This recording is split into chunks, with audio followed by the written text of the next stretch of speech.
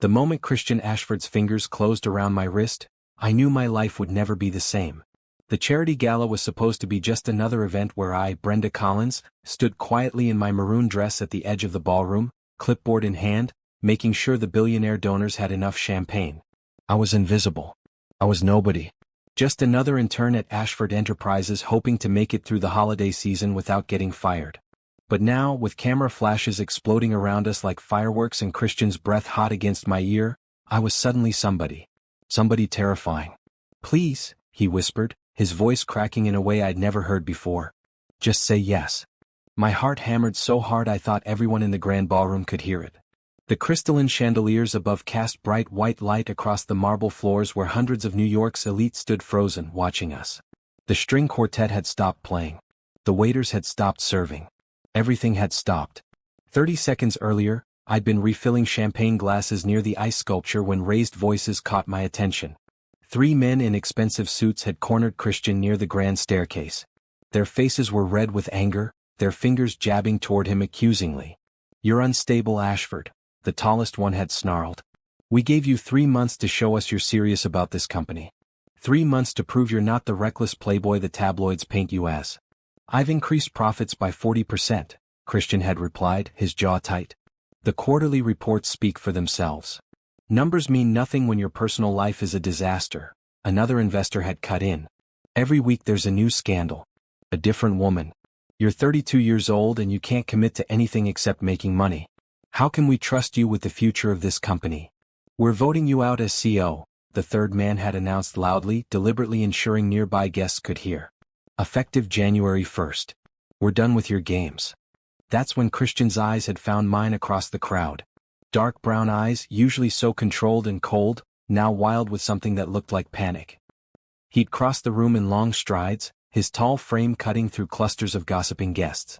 His black hair was slightly disheveled, his tailored suit jacket open to reveal a crisp white shirt. He was beautiful in the way storms were beautiful, all barely contained power and danger.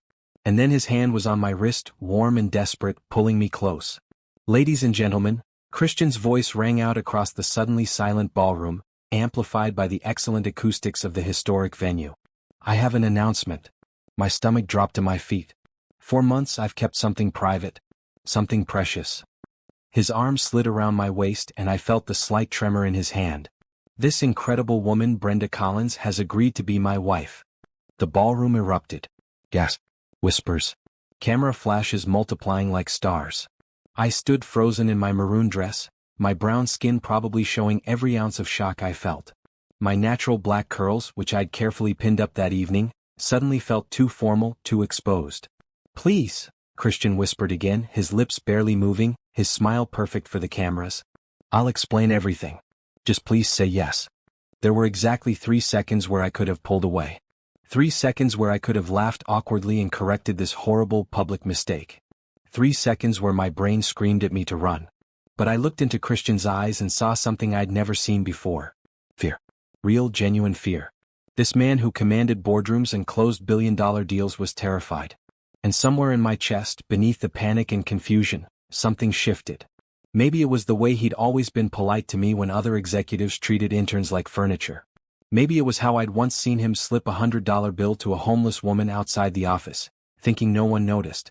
Maybe it was just the desperate hope in his eyes. "Yes," I heard myself say.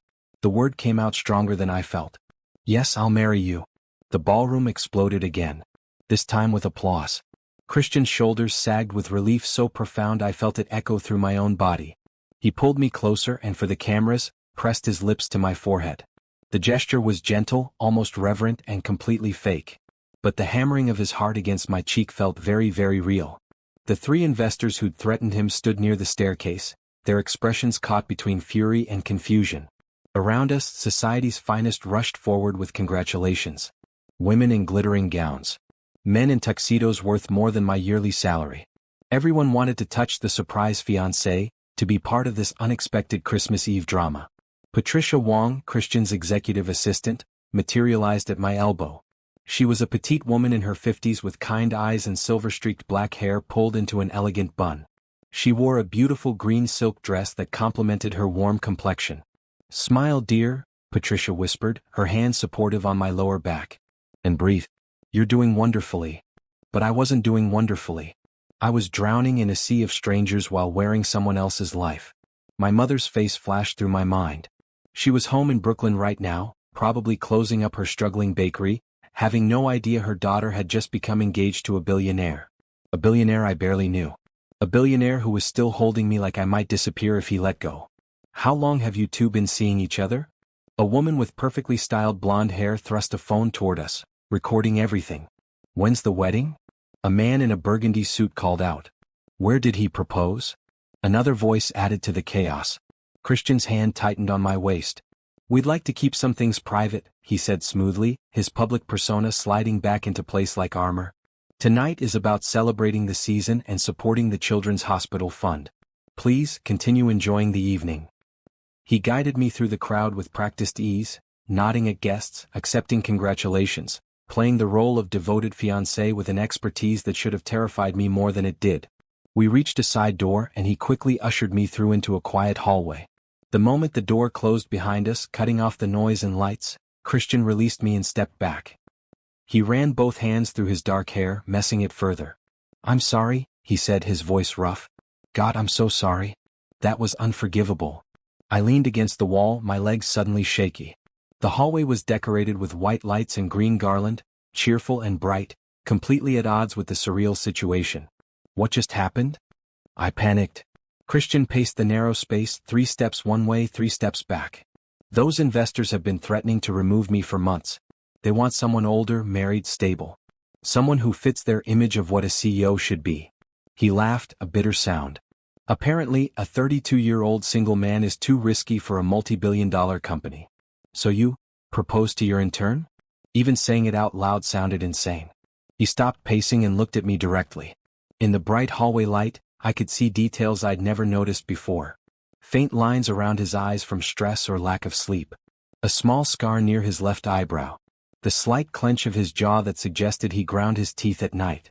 I proposed to the only person in that ballroom I trusted not to sell the story to the press by morning, he said quietly. I've seen how you handle things, Brenda. You're discreet, professional, kind when you don't have to be. He paused. And I've noticed you're struggling financially. Your coat has a broken zipper you haven't replaced. You bring lunch from home every day. You work double shifts whenever they're offered. Heat flooded my face. I hadn't realized anyone had noticed. Especially not someone as important as Christian Ashford. So this was calculated. I wasn't sure if that made it better or worse. No. He shook his head firmly. The proposal was pure desperation. But what I'm about to offer you is calculated. He straightened his shoulders, and suddenly he was every inch the powerful CEO again. Pretend to be my fiancé. 6 months. Long enough to stabilize things with the board and prove I'm settled. In exchange, I'll pay you $1 million. The number hit me like cold water. $1 million. My mother's bakery was 3 months behind on rent. Our apartment building had sent an eviction notice last week.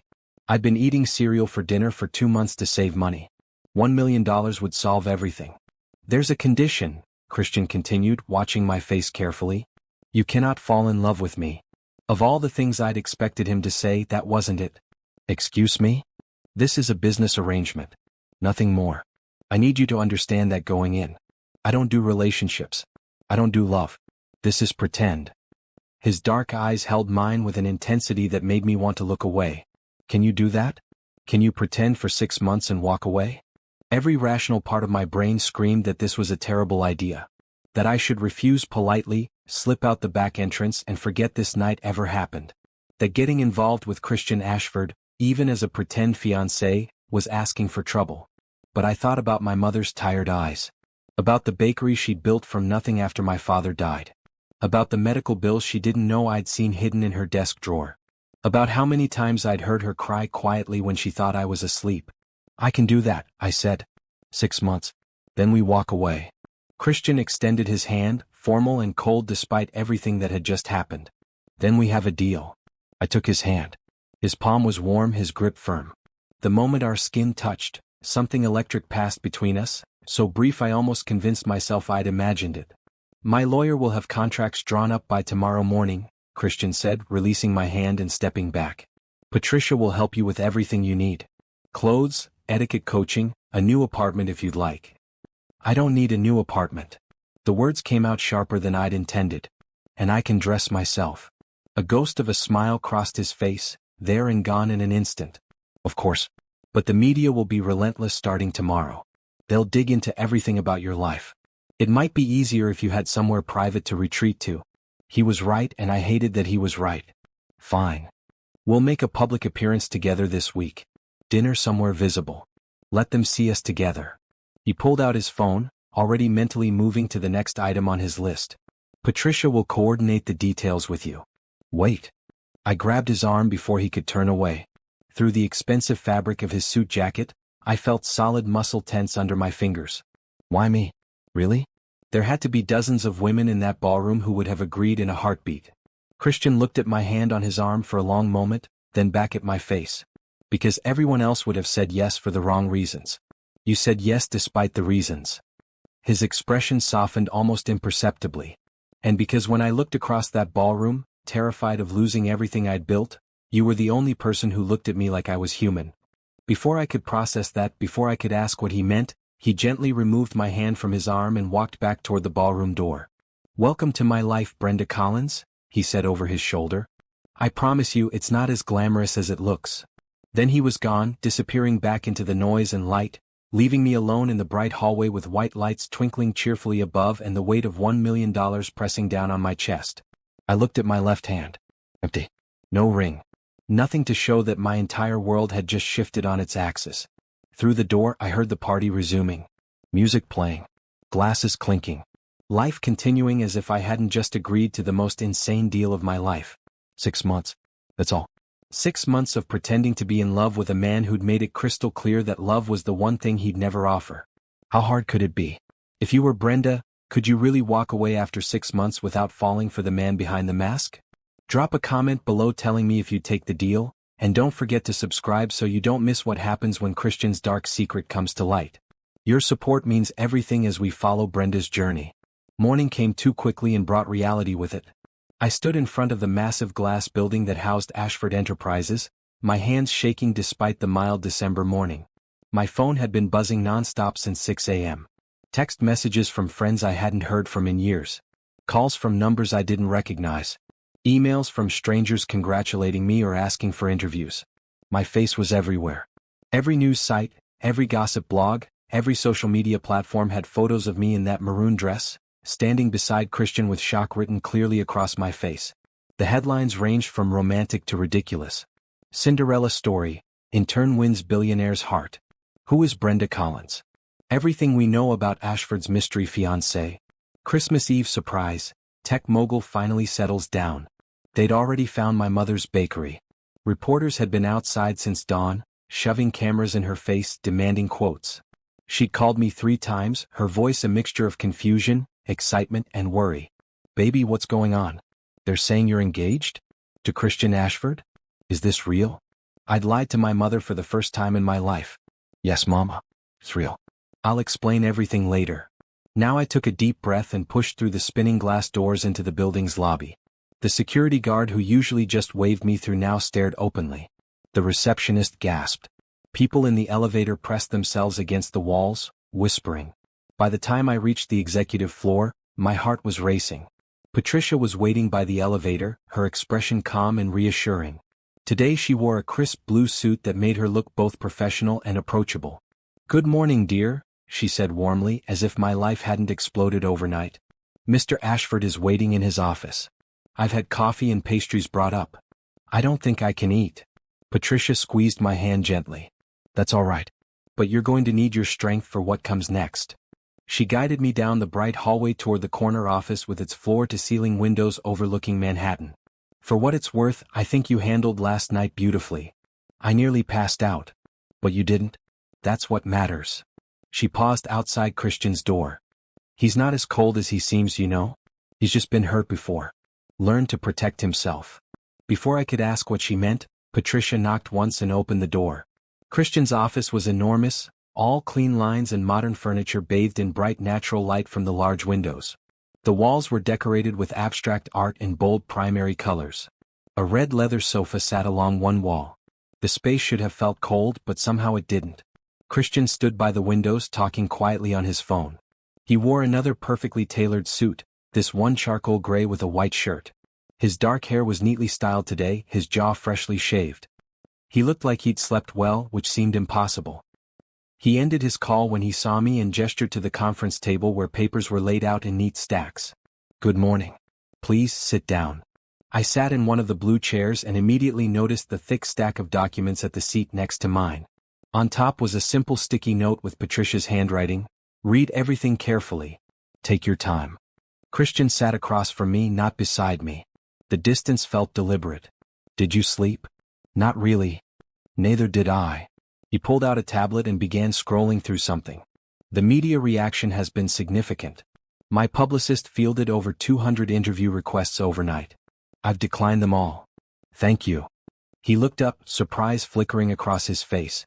"You don't need to thank me for basic decency, Brenda." "Don't I?" The words came out before I could stop them. "You turned my life upside down last night. The least you can do is shield me from reporters." Something shifted in his expression. Not quite a smile but close. "Fair point." He set down the tablet and folded his hands on the table. "Let's discuss the arrangement. Everything is outlined in the contracts before you, but I'll summarize the key points." He spoke like we were in a normal business meeting. Clinical. Professional. As if we weren't discussing a fake engagement. Duration: 6 months from yesterday, ending on June 24th. Compensation: $1 million paid in 2 installments. $500,000 today, transferred to whatever account you specify. The remaining $500,000 on completion of the arrangement. I tried not to react to the numbers, but my breath caught anyway. $500,000 today. Enough to save the bakery. Enough to pay off medical bills. Enough to give my mother the security she deserved. Requirements, Christian continued, his voice steady. "You'll be expected to attend public events with me approximately twice per week. Charity galas, business dinners, occasional family functions. We'll be photographed together regularly. You'll move into the penthouse apartment I maintain for guests. It's in the same building as my residence but on a different floor, so you'll have complete privacy. I don't need to move. The building has security. The media knows where you currently live. By noon there will be cameras outside your apartment." His expression softened slightly. "I'm not trying to control you, Brenda. I'm trying to protect you from the consequences of my desperation." He was right again, and again I hated it. "Fine. I'll move. Patricia will handle all logistics. She'll also arrange for a stylist, though based on your comment last night, I suspect you'll want to choose your own clothes." "That's fine. The company will cover any expenses related to maintaining this arrangement. I can pay for my own clothes." "With what money?" The question wasn't cruel, just factual. "Brenda, the places we'll be going, the people we'll be socializing with, they have expectations. I won't have you feeling uncomfortable or out of place. Consider it part of the deal." I wanted to argue, but pride was expensive and I was broke. "Okay." Christian slid a paper across the table. At the top, in bold letters, it read, "Rules of Engagement." I scanned the list. No public displays of affection beyond what is necessary for appearances. No personal romantic involvement of any kind. All public appearances must be coordinated through Patricia. Complete discretion regarding the nature of the arrangement. No contact with media without prior approval. Either party may terminate the arrangement with 2 weeks' notice. Most important, you cannot fall in love with me. That last line was literally in bold, larger font than the others. "You're really worried about that," I said, pointing to Rule 7. "I'm realistic about human nature." Christian's expression remained neutral. "Proximity breeds familiarity. Familiarity breeds attachment. I need you to understand from the beginning that this is temporary. In 6 months we walk away. No complications. No feelings. You act like falling in love is something I can just decide not to do. Isn't it?" He leaned back in his chair, studying me. "Love is a choice, Brenda. Every day you choose whether to open yourself to someone or keep your walls up. I'm asking you to choose the walls." There was something deeply sad about the way he said it. Like he'd made that choice so many times it had become second nature. "What about you?" I asked. "This rule applies to both of us, right?" For the first time, something flickered in his dark eyes. Surprise? Amusement? It was gone too quickly to identify. "You won't have to worry about me. I don't do attachment. Everyone does attachment. It's human nature. Then consider me the exception." He straightened the papers in front of him. Do you have questions about any of the other terms? I had about 1,000 questions, but most of them weren't about the contract. Like, why did he seem so determined to prove he was incapable of feelings? Why did Patricia say he'd been hurt before? What was the scar near his eyebrow from? Why did his hands shake slightly when he thought I wasn't looking? But those weren't questions I could ask. Not yet. Maybe not ever. The money, I said instead. Why so much? Because what I'm asking you to do is worth it. You're giving up 6 months of your life. Subjecting yourself to media scrutiny. Lying to everyone you know. That deserves compensation. Or you could just actually date someone. Christian's jaw tightened. That's not an option. Why not? That's not part of our arrangement. His tone made it clear the subject was closed. Sign the contract if you agree to the terms. Walk away if you don't. Either choice is yours. I looked at the papers in front of me. 50 pages of legal language outlining exactly how to pretend to be in love with someone who'd explicitly stated he was incapable of it. This was insane. This was reckless. This was wrong on about 12 different levels. I thought about my mother again. About the eviction notice. About the stack of final payment demands. About how thin she'd gotten from stress and skipped meals. I picked up the pen. One condition, I said, meeting Christian's eyes. My mother's bakery. She's behind on rent, facing closure. I want to use part of the money to save it, but I don't want her to know where it came from. Can you help me with that? Christian didn't hesitate. Consider it done. I'll have my attorney set up an anonymous grant. She'll receive notice this week that she's been selected for small business relief funding. She'll never know you were involved. Thank you. Don't thank me. You're earning this money. He watched as I signed each page, his expression unreadable. When I reached the final page, he added, "You can still walk away. Right now. No hard feelings." I signed my name with a flourish and pushed the papers back across the table. Too late. We have a deal. Christian signed his own name below mine, his handwriting sharp and angular. Then let's discuss the schedule. We have a dinner reservation Thursday night at Oriole. Very public, very visible. Patricia will brief you on what to expect. How are we supposed to act? In public. Like we're in love. He said it so matter-of-factly, like it was the simplest thing in the world. Hold hands. Smile at each other. The usual gestures. I've never had to fake being in love before. Neither have I. Finally, a crack in his armor. He rubbed his temples with both hands, suddenly looking exhausted. We'll figure it out as we go.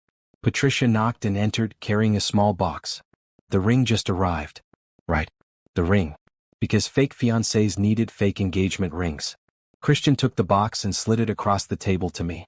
I had my jeweler send over a selection. Choose whichever you like. Or none of them if you prefer. I opened the box and immediately closed it. The rings inside sparkled even in their cushioned slots, clearly worth more than several years of my salary combined. This is too much. It's necessary. People will expect to see a ring. Christian's tone was patient but firm. Choose one, Brenda. It's just a prop. Just a prop. Right. I opened the box again and selected the simplest one, a platinum band with a single diamond. It was still ridiculously expensive, but at least it wasn't ostentatious. Christian came around the table and took the ring from me. For a moment I thought he was going to put it on my finger, some practice for the role we'd be playing. But he simply examined it, nodded approval and handed it back. Perfect choice. Elegant without being showy. He returned to his seat, the brief moment of proximity already over. We're starting now. You're officially my fiancée. I slipped the ring onto my left hand. It fit perfectly, which somehow made everything feel more real and more fake at the same time. The diamond caught the light from the windows, sending tiny rainbows across the table. What happens now? I asked. Now Patricia helps you move into the apartment. Tomorrow we'll have a stylist meeting if you're comfortable with that. Thursday is our first public appearance as a couple. Christian began gathering his papers. Our meeting apparently concluded.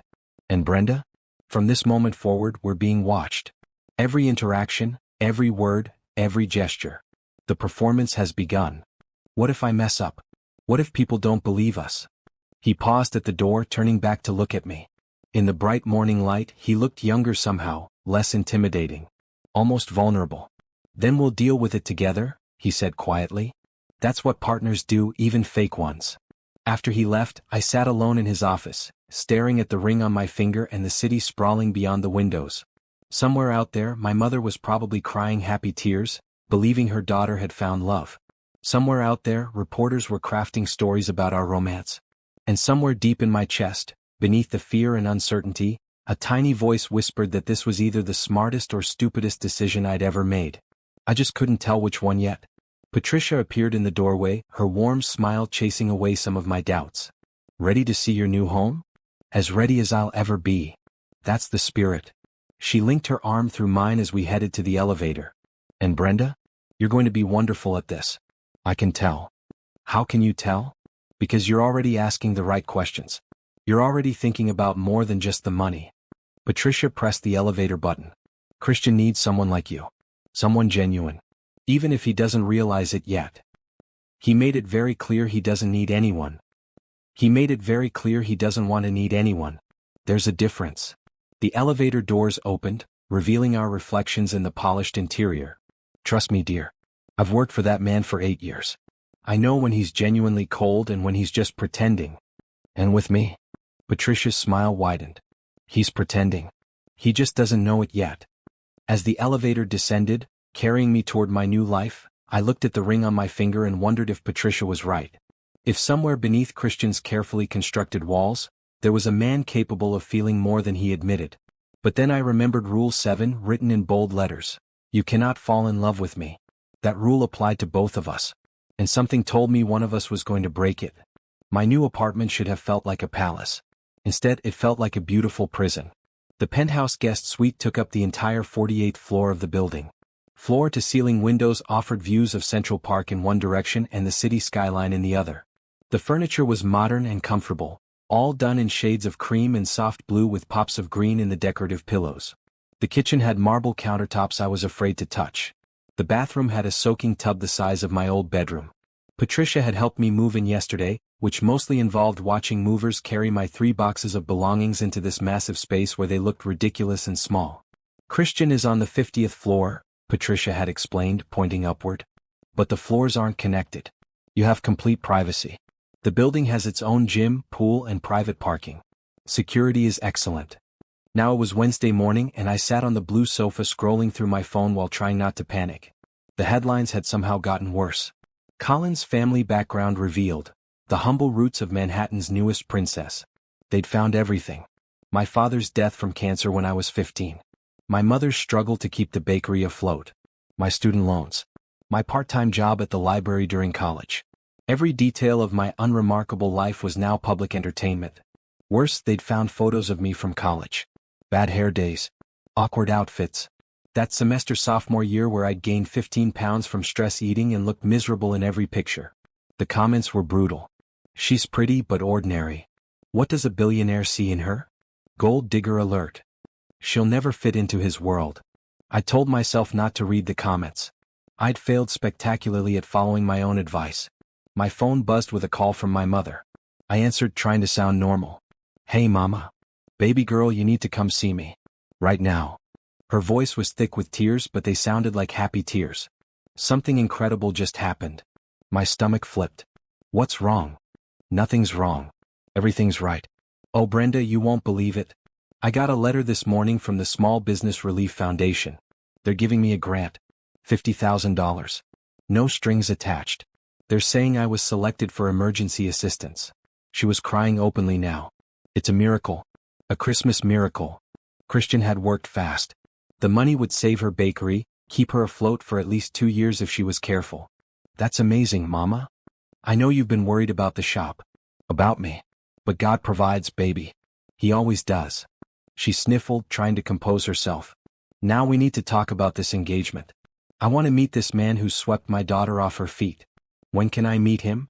Panic seized my chest. Soon. He's really busy with work right now, but soon. Busy? My mother's voice sharpened with that tone mothers have when they sense something off. Brenda, this man proposed to you. On Christmas Eve. At a fancy party. But he's too busy to meet your mother? It's not like that. It's just complicated right now.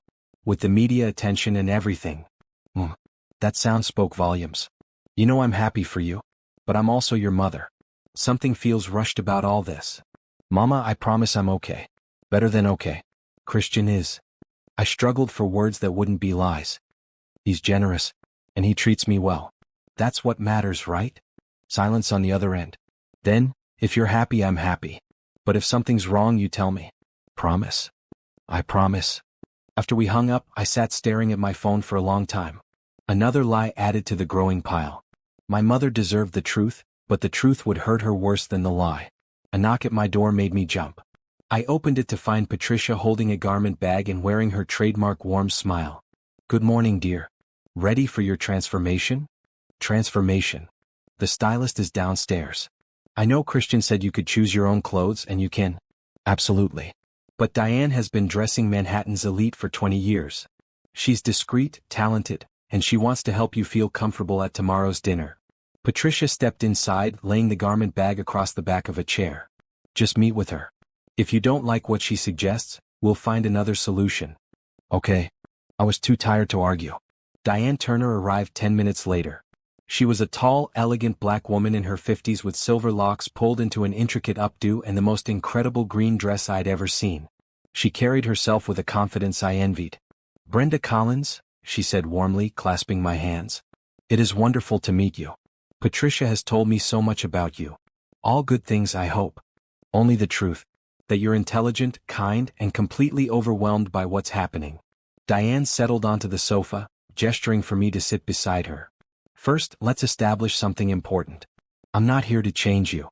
I'm here to help you be your most confident self. You're beautiful exactly as you are. Then why am I here? Because clothes are armor, Diane said simply. When you walk into a room full of people who will judge you, you want armor that makes you feel powerful. That's all this is. Power dressing. She opened a tablet and showed me photos of various outfits. For tomorrow's dinner, I'm thinking jewel tones. They're sophisticated, they photograph beautifully, and they'll complement your skin tone perfectly. Green perhaps? Or royal blue. We spent 2 hours going through options. Diane listened carefully to what I liked and didn't like, never pushing, always suggesting. By the end, we'd selected a stunning royal blue dress with a fitted bodice and flowing skirt that hit just below the knee. Elegant without being too formal. Beautiful without trying too hard. Perfect, Diane declared. You'll look like you belong at his side. I don't belong at his side. Diane raised an eyebrow. Why would you say that? Because it's true. I'm an intern. He's a billionaire. We're from completely different worlds. Brenda. Diane took my hands again, her grip firm. Let me tell you something I've learned dressing powerful women for 2 decades. Belonging isn't about where you come from. It's about how you carry yourself. Walk into that restaurant tomorrow with your head high, and you'll belong anywhere. After Diane left, Patricia stayed to help me with other logistics. Phone numbers for Christian's doctor, dentist, and lawyer. Passwords for building amenities. Instructions for the private car service. There's also this, Patricia said, handing me a sleek black credit card with my name embossed on it. For any expenses related to the arrangement. Clothes, hair, transportation, whatever you need. I stared at the card like it might bite me. This feels like too much. This is what's necessary. Patricia's tone was kind but firm. Brenda, I've watched Christian bring home gold diggers and social climbers for years. Women who saw him as a bank account or a status symbol. You're the first person I've seen who actually seems uncomfortable with his money. That's refreshing. It doesn't feel refreshing. It feels wrong. Why? Because I'm getting paid to lie to everyone. To pretend I love someone I barely know.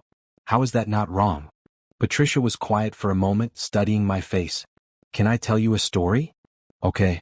Christian's parents died in a car accident when he was 16. His father was driving. They'd been fighting about something, Christian has never said what. But his father was distracted, angry. He ran a red light. A truck hit them. His parents died instantly. Patricia's expression was sad but steady. Christian was supposed to be in that car. He'd gotten out at the previous stop because he was tired of hearing them fight. My breath caught. Oh God. He inherited everything. Billions of dollars and a company he was too young to run. His grandmother and her advisors managed things until he turned 21, but Christian threw himself into learning the business. He never dealt with the grief. Never processed the trauma. He just worked. Built walls. Kept everyone at arm's length. Why are you telling me this? Because you asked how this isn't wrong. And I want you to understand that what Christian is doing, what you're both doing, is more complicated than right or wrong. Patricia stood, smoothing her skirt. He's not a bad man, Brenda. He's a scared man who learned the hard way that loving people means risking losing them. After Patricia left, I stood at the windows watching the city as afternoon faded to evening. The lights began to glow, millions of tiny points of life. Somewhere in those lights was Christian, in his own apartment just 2 floors above, surrounded by his own walls. My phone buzzed. A text from an unknown number. "This is Christian. Did Patricia help you settle in?" I saved his number and replied, "Yes. Thank you." 3 dots appeared, disappeared, appeared again. Finally, "Tomorrow night. Car picks you up at 7. Dinner at 8. Okay. Brenda?" "Yes. Thank you for doing this." I stared at those 3 words. They seemed so small, so inadequate for what he was asking of me. But beneath them I sensed something else. Genuine gratitude. Maybe even relief. "You're welcome," I typed back. No response came. I hadn't expected one. Christian wasn't the type for lengthy text conversations.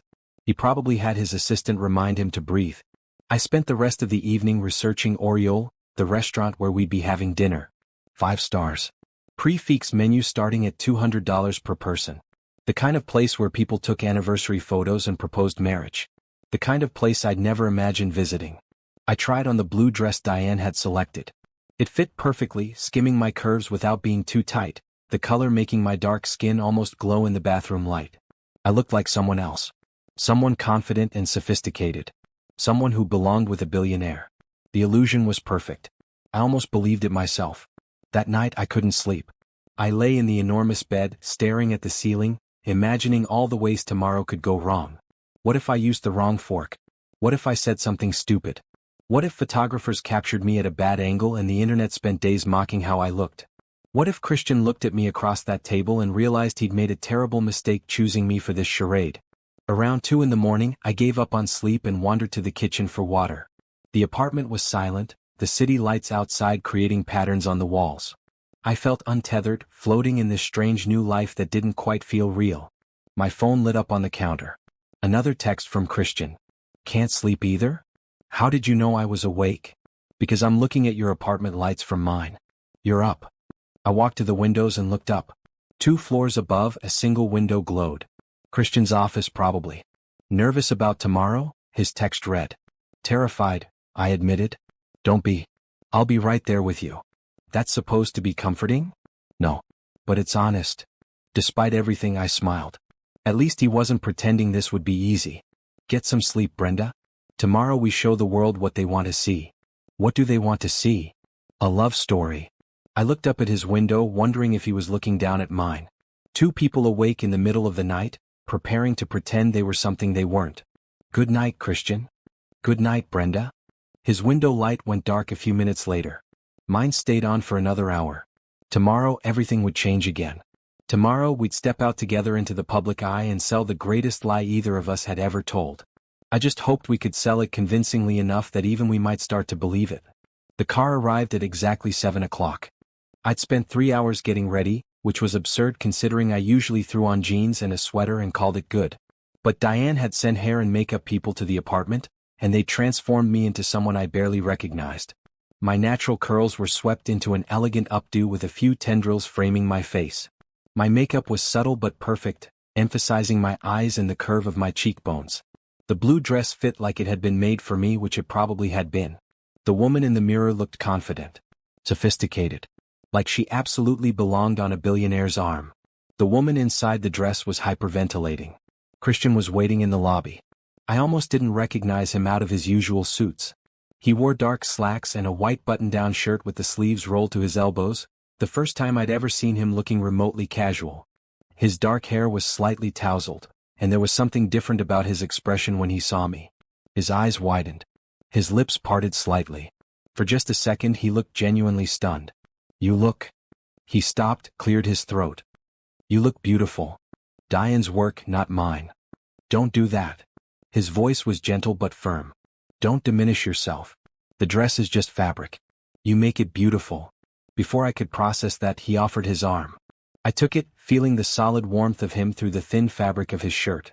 We walked to the waiting black car, and I was hyper-aware of his bodyguard, Thomas Rodriguez, following discreetly behind us. Thomas was a stocky man in his 40s with kind eyes and a red tie that somehow made him look less intimidating. "Remember?" Christian murmured as we slid into the car. Smile. Look at me like I'm the only person in the room. The rest will follow naturally. Nothing about this is natural. Then act. You're playing a role. You can do this. The drive to Oriole took 20 minutes through Manhattan traffic. Christian spent most of it on his phone, responding to emails and texts with a focus that seemed almost superhuman. I spent most of it trying not to panic. What if I mess up? I asked quietly. Christian looked up from his phone. In the passing street lights, his expression was softer than usual. Then we recovered together. Brenda, I'm not expecting perfection. I'm just asking you to try. Why does this matter so much to you? Why not just tell the board to go to hell and run your company your way? He was quiet for so long I thought he wouldn't answer. Then, because they're right. I am unstable.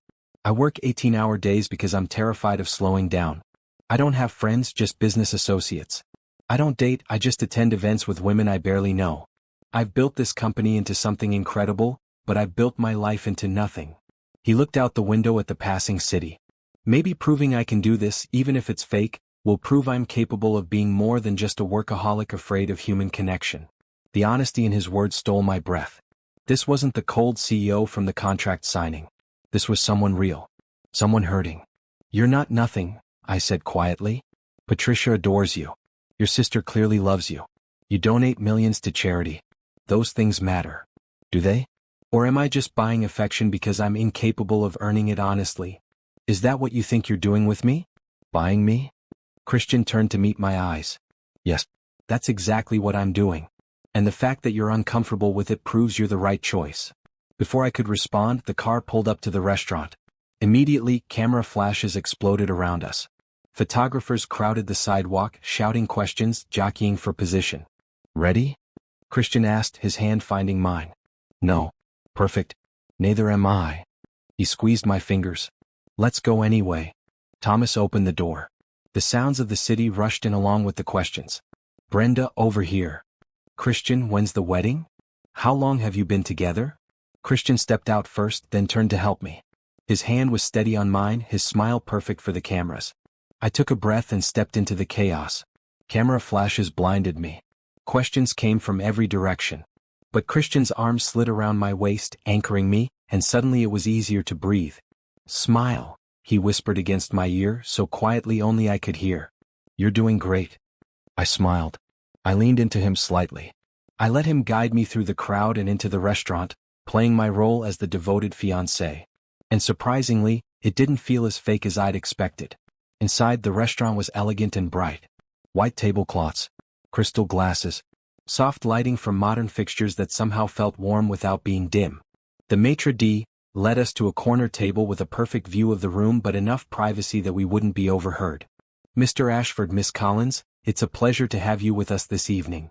The maitre d', an older man with a French accent and a green vest, smiled warmly. We've prepared something special for you. After he left, I looked around at the other diners. They were all trying not to stare while obviously staring. Some were subtle about it. Others were blatant. They're watching us, I whispered. Of course they are. We're the entertainment. Christian picked up his menu, his expression relaxed. Order whatever you want. The lamb is excellent. I've never had lamb. He looked up, surprised. Never? Not everyone grows up eating at five-star restaurants, Christian. Something flickered in his eyes. Understanding? Shame? You're right. I'm sorry. I forget sometimes. He trailed off, then seemed to make a decision. Try the lamb tonight. If you don't like it, we'll order something else. The waiter appeared with wine, which Christian sent back. She doesn't drink red, he said smoothly. I don't. Do you? No, but how did you know that? You always decline wine at office events. You order water or occasionally white wine. He said it like it was obvious, like paying attention to my beverage preferences was normal boss behavior. It wasn't. And the fact that he'd noticed sent a strange warmth through my chest. Dinner was simultaneously the most delicious and most stressful meal of my life. The lamb was incredible as promised.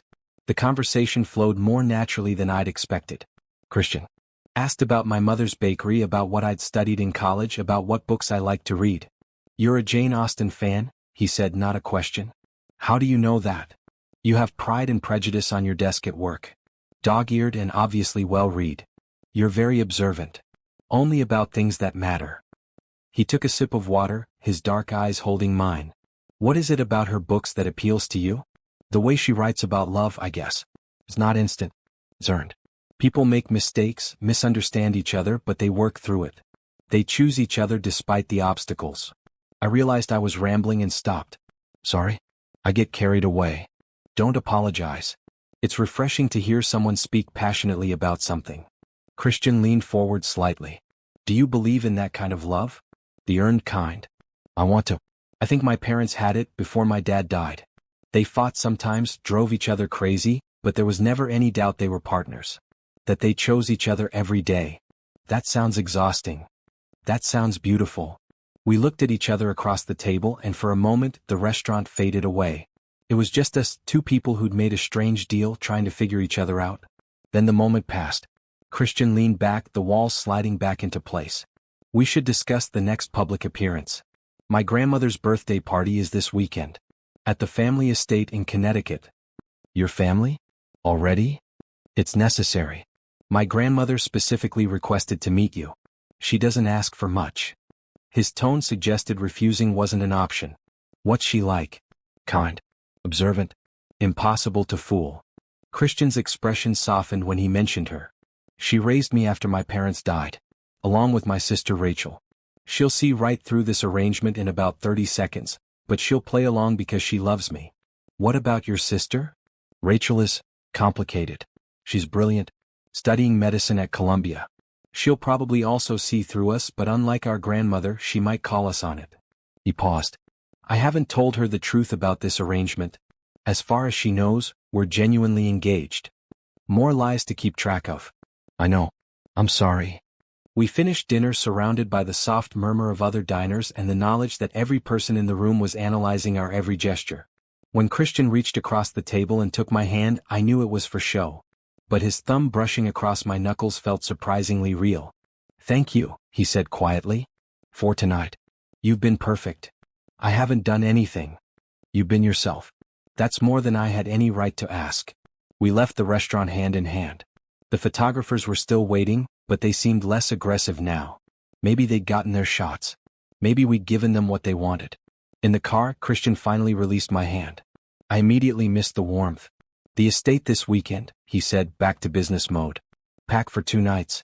Dress as casual during the day, formal for the party Saturday night. Patricia will send you details. Okay. Brenda? He turned to face me, his expression unreadable in the dim car interior. I know I keep thanking you. But I need you to understand how much this means to me. Not just the arrangement, but the way you've handled everything. You could have made this difficult. You haven't. Maybe that's because you've made it easy. You kept your promises about my mother's bakery. You've been respectful. You're not treating me like an employee you rented. Is that what you were worried about? A little. Christian was quiet for a moment. Then, I may be many things, Brenda, but I'm not cruel. Whatever else this arrangement is, I want you to feel safe. Respected. If at any point that changes, you tell me. Immediately. You made that same Rule 7 I did. What if you're the one who falls in love? The question hung in the air between us. Christian's expression didn't change, but something flickered in his eyes. That won't happen. How can you be so sure? Because I know myself. I know my limitations. Love requires vulnerability I'm not capable of. Or maybe you're just scared. Maybe, he admitted quietly. Maybe being scared and being incapable amount to the same thing.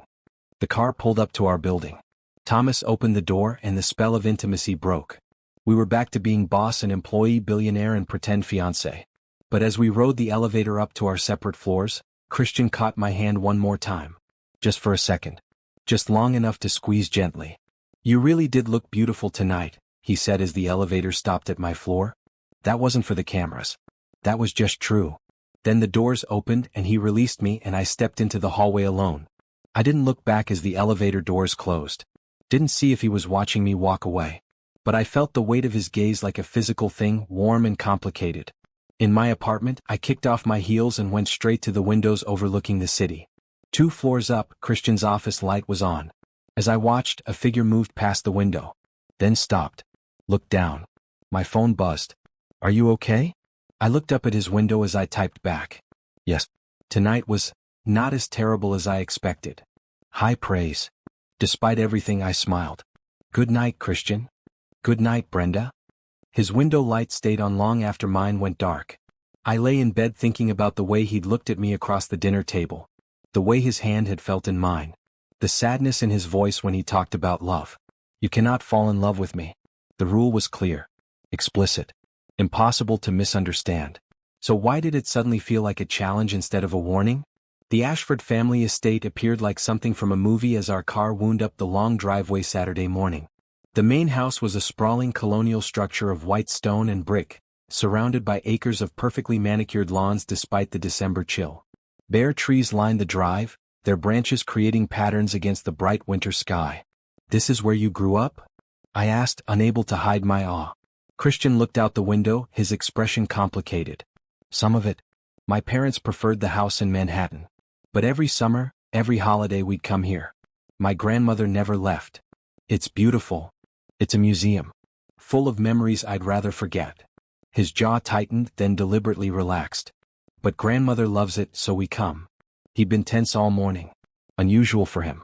Christian Ashford was normally the picture of control, but today his fingers drummed against his thigh, and he checked his phone at least 20 times during the 2-hour drive.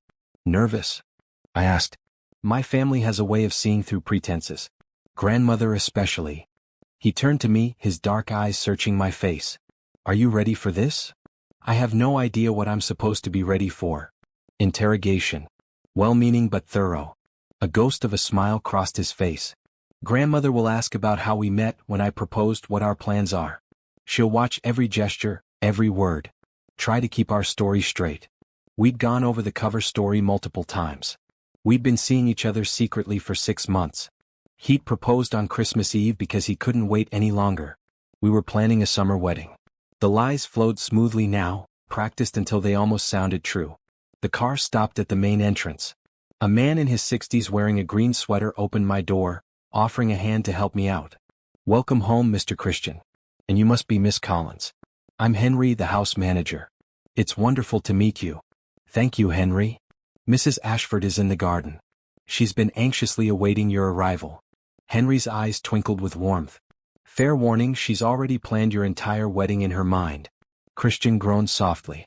Of course she has. We found his grandmother in the conservatory, a bright glass structure attached to the back of the house. Dorothy Ashford was a petite woman in her 80s with snow-white hair pinned elegantly and sharp blue eyes that missed nothing. She wore a beautiful red cardigan over a white blouse, and she was tending to a collection of orchids. Christian. She set down her watering can and opened her arms. Christian hugged her gently, and I saw his whole body relax. Whatever complicated feelings he had about this place, his love for his grandmother was uncomplicated. Grandmother, I'd like you to meet Brenda Collins. Dorothy turned those sharp eyes on me and I felt immediately exposed. She looked me over from head to toe, taking in my simple green dress and flat shoes, my nervous smile, the ring on my finger. Then she smiled, warm and genuine, and pulled me into a hug. Welcome to the family, dear. I'm so glad Christian finally brought you home. Thank you, Mrs. Ashford. Dorothy, please. We're going to be family soon. She pulled back but kept hold of my hands, studying my face. You're even more beautiful than the photographs. And you have kind eyes. That's important. Grandmother, Christian said with gentle warning in his voice. I'm just saying what I see. Dorothy released me and gestured to the chairs scattered around the conservatory. Sit, both of you. Tell me everything. How did you meet? When did you know she was special, Christian? We sat on a cushioned bench and Christian's arm went around my shoulders naturally.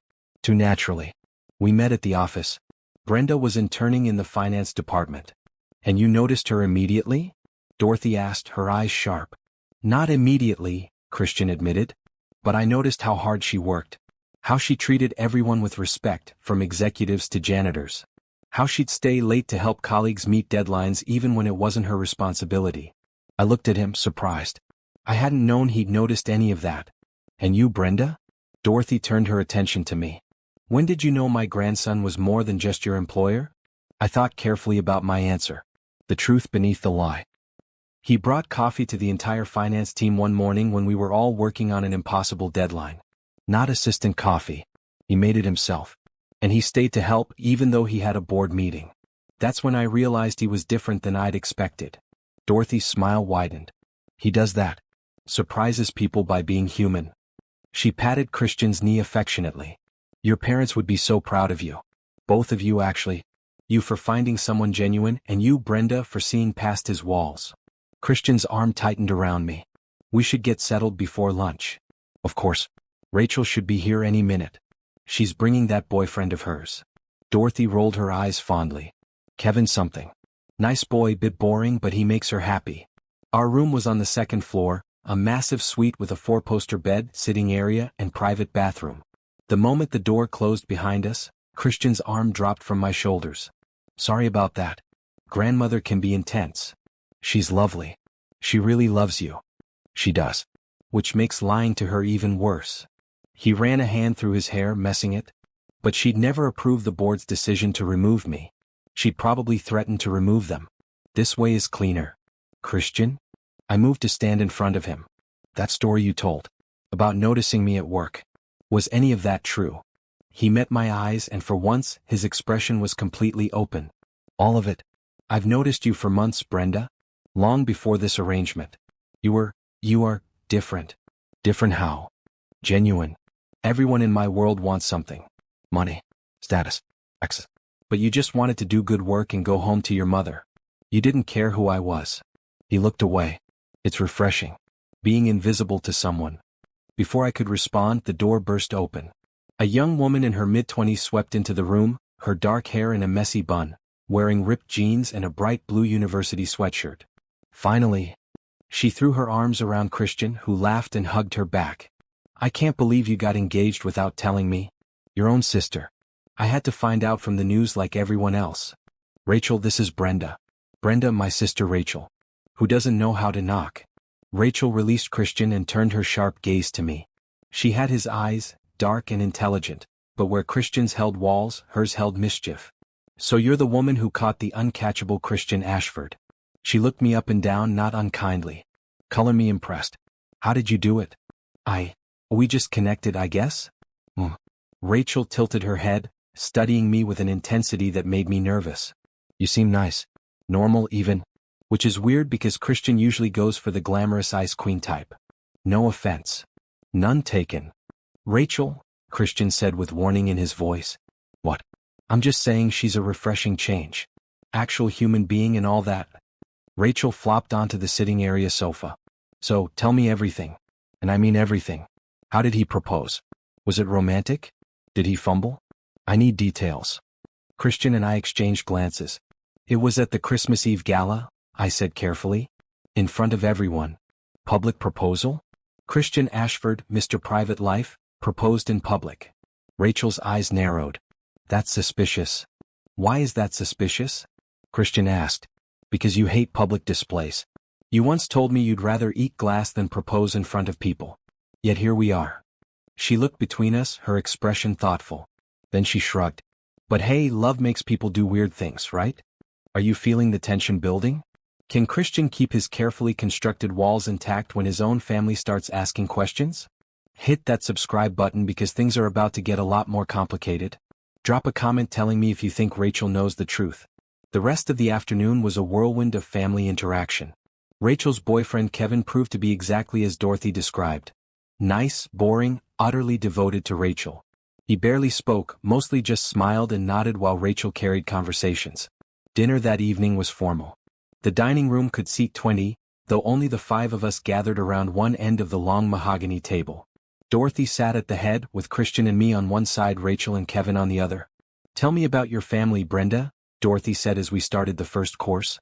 Christian mentioned your mother owns a bakery? Yes, in Brooklyn. She's owned it for 15 years. It's called Colin's Sweet Shop. How lovely. We'll have to visit sometime. I do love a good bakery. Dorothy's eyes sparkled. What about your father? He passed away when I was 15. Cancer. Oh my dear. I'm so sorry. Dorothy reached across the table to squeeze my hand. Christian lost his parents young as well. You understand that particular pain. I glanced at Christian. His expression was carefully neutral, but his hand on his wine glass had tightened until his knuckles were white. I do, I said softly. It changes you. Losing a parent. Makes you understand how precious time is. And how fragile love can be, Dorothy added quietly, looking at Christian. Which is why we must cherish it when we find it. After dinner, Dorothy insisted on showing me the family photo albums. We settled in her private sitting room, a cozy space with floral wallpaper and comfortable furniture. Christian excused himself, claiming he needed to take a work call. He doesn't like looking at old photos, Dorothy explained, opening a leather-bound album. Too many memories. The photographs told the story of a happy family. A young Christian with his parents, all of them laughing on a beach. Christmas mornings. Birthday parties. Then the photos changed. Christian and Rachel older with just their grandmother. The happiness in their eyes had dimmed, replaced with something harder. He was 16 when they died, Dorothy said, her voice thick with old grief. Rachel was 12. It broke something in Christian. He closed himself off, threw himself into school, into work. He hasn't let anyone close since. Not anyone? A few people. Patricia. Me.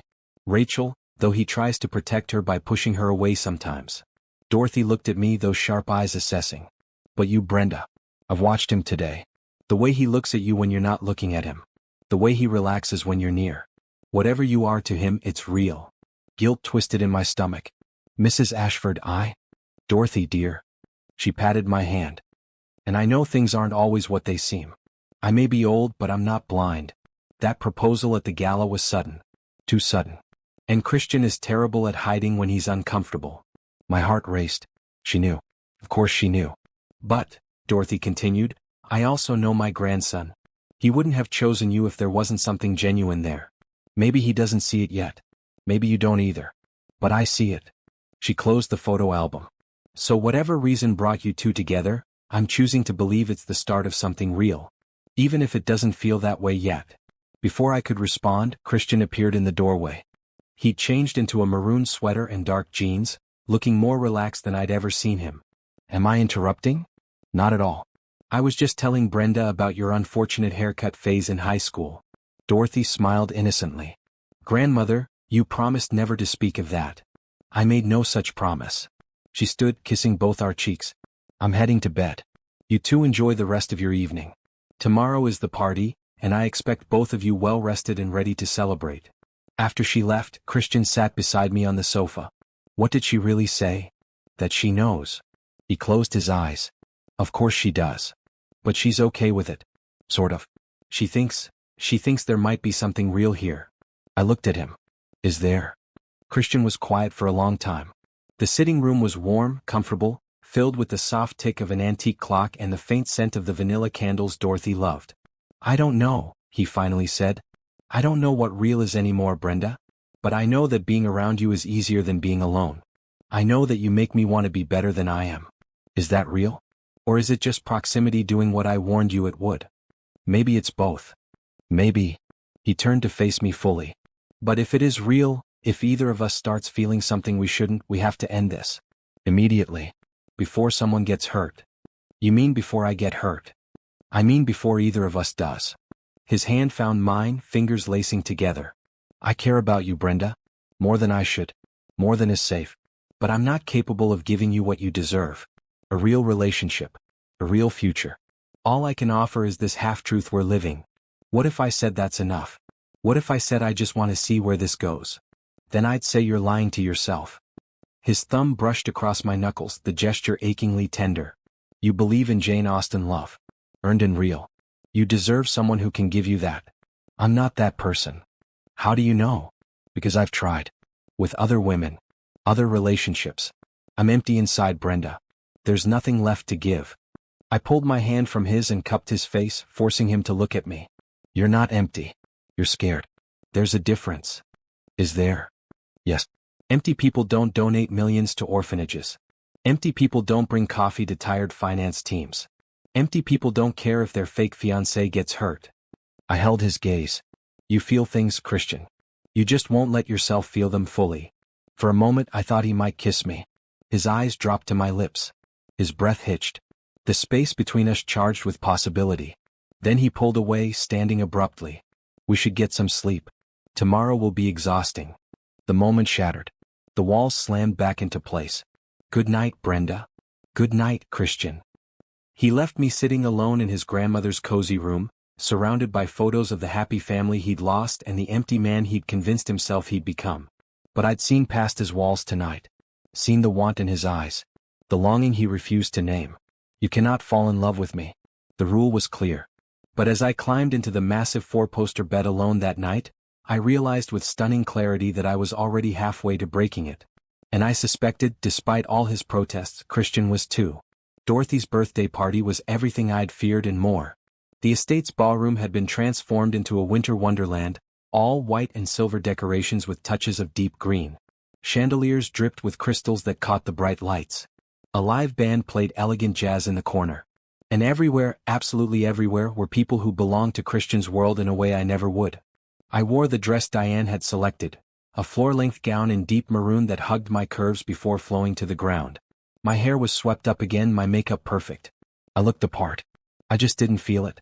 "You're stunning," Christian had said when I'd emerged from the bedroom. He'd worn a classic black tuxedo, and the sight of him had stolen my breath. Absolutely stunning. Now we stood near the French doors, his arm around my waist as guests mingled and chattered. Christian introduced me to an endless parade of wealthy people whose names I immediately forgot. Investment bankers, tech entrepreneurs, old money families who'd known the Ashfords for generations. Everyone was polite. Most were curious. A few were openly skeptical.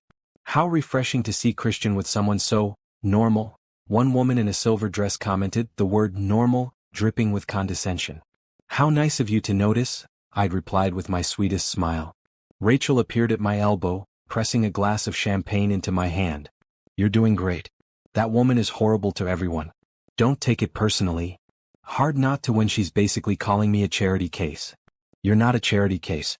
You're dating my brother, which makes you either very brave or slightly insane." Rachel clinked her glass against mine. "Personally, I'm betting on brave. Is it obvious? That we don't fit together? Honestly? No. You two actually look good together. Comfortable. Like you've known each other forever instead of..." She trailed off, her eyes narrowing slightly. "How long did Christian say you've been together?"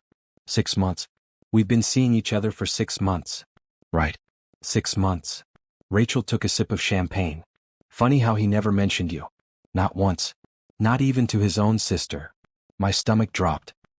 "He wanted to keep things private. Christian tells me everything. Always has. We joke that we're more than siblings, we're confidants." Rachel's tone was light, but her eyes were calculating. "So either he suddenly decided to keep secrets from me or what? Or there's more to this story than either of you are saying." She held up a hand before I could protest. "Look, I don't care. Whatever arrangement you two have worked out, it's your business. But for what it's worth, I think you're good for him. He seems less haunted when you're around." Before I could process that, a stir near the entrance caught everyone's attention. A woman in a white dress entered, drawing every eye in the room. She was beautiful in a calculated way, with sleek dark hair, perfect features, and a dress that probably cost more than my yearly salary. And she was walking straight toward Christian. "Oh no," Rachel muttered. "She wouldn't dare." "Who is that?" "Vanessa Hart. Christian's ex-fiancée. And the absolute worst person in Manhattan." Christian's entire body had gone rigid beside me. His hand on my waist tightened almost painfully. "What is she doing here?" "Grandmother wouldn't have invited her," Rachel said quickly. "She must have crashed." Vanessa stopped directly in front of us, her smile bright and sharp as a blade. "Christian, it's been so long. How wonderful to see you." Her eyes flicked to me, dismissive and cold. "And you must be the little intern everyone's talking about. How sweet." "Vanessa." Christian's voice was flat, completely devoid of warmth. "You weren't invited. But I knew Dorothy wouldn't mind seeing an old family friend. We go way back after all." Vanessa's smile widened. 5 years, wasn't it? 5 years we were together before I realized you were going nowhere fast." My breath caught. She'd broken up with him because he wasn't successful enough? But Christian was already a millionaire 5 years ago. How much success did someone need? "That was your choice," Christian said coldly. "As I recall, you left because I couldn't offer you the lifestyle you felt you deserved. And you've certainly proven me wrong, haven't you? Look at you now. Billionaire. Gio. All the things I told you you could be if you just applied yourself." Vanessa's gaze raked over me again. "Though I have to say I'm surprised by your choice of replacement. She's very different from your usual type." "She's nothing like you if that's what you mean," Christian said. "Which is exactly why I chose her." The words should have felt good. They should have felt like a victory. Instead they felt hollow. Because Christian and I both knew chose wasn't the right word for what had happened between us. Vanessa laughed, a sound like breaking glass. How romantic. The billionaire and the poor girl. Like a fairy tale. I'm sure the media just loves this angle. What do you want, Vanessa? Rachel cut in, her voice sharp. Because if it's just to make a scene at our grandmother's birthday, mission accomplished. Now leave. I want to congratulate the happy couple, of course. Vanessa turned her attention fully to Christian. And to let you know that my schedule has opened up.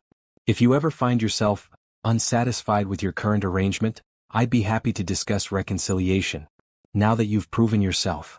The audacity stunned me into silence. But Christian didn't hesitate.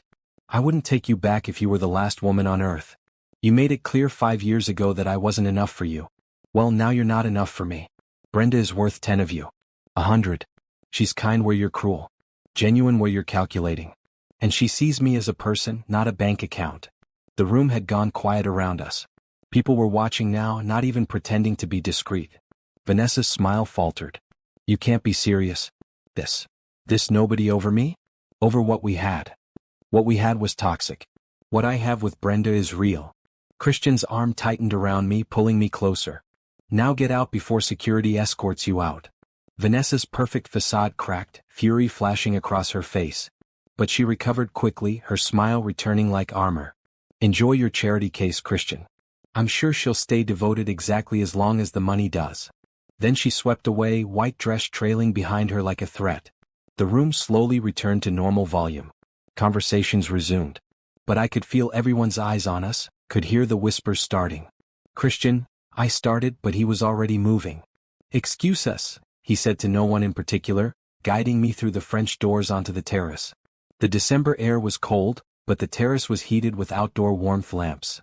We were alone, the party noise muffled through the glass. I'm sorry, Christian said immediately.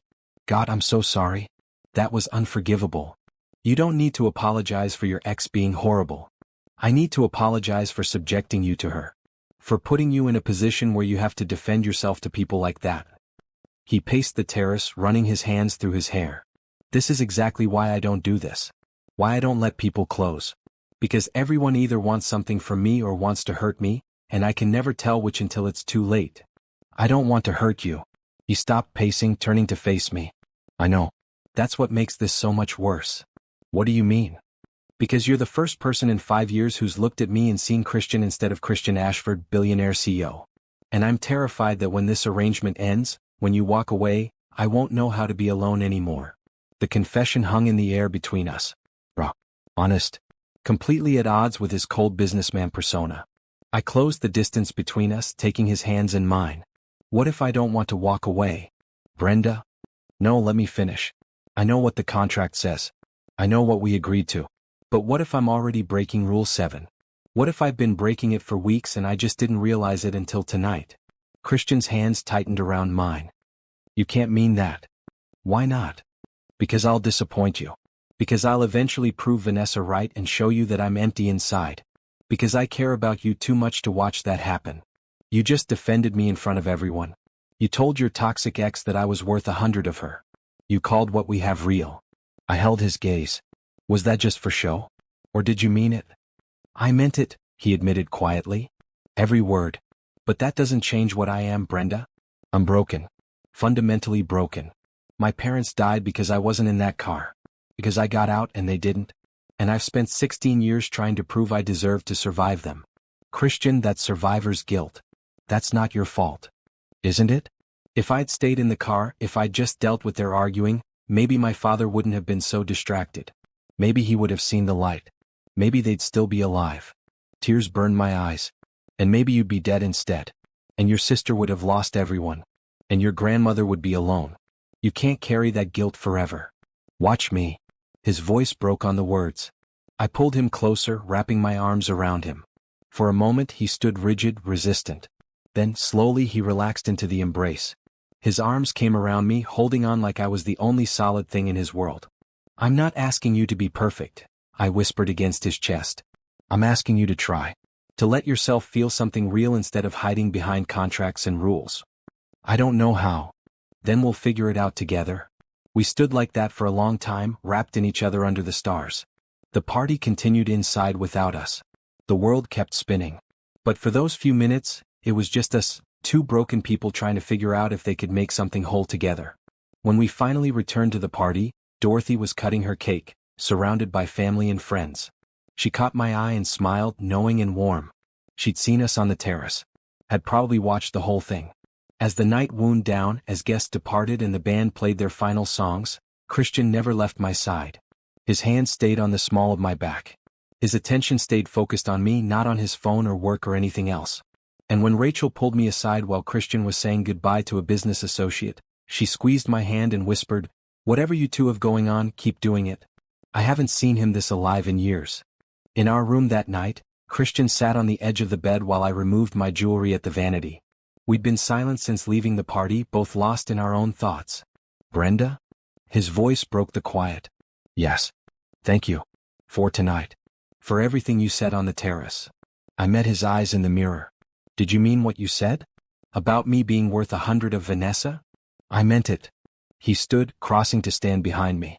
His hand settled on my shoulders, warm and grounding. "You're worth more than that. You're worth more than this arrangement. More than the money or the deal or any of it." I stood and turned to face him. We were close, so close I could count his eyelashes, see the flecks of gold in his dark eyes. "Then maybe we should tear up the contract.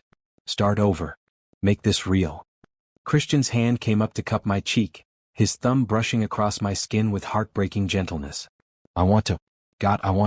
But I'm terrified of hurting you. Of proving everyone right when they say I'm not capable of this. What if you're wrong? What if you're more capable than you think?" He leaned forward, his forehead resting against mine. "Then I guess we'll find out together." This time, when the moment hung between us charged with possibility, neither of us pulled away.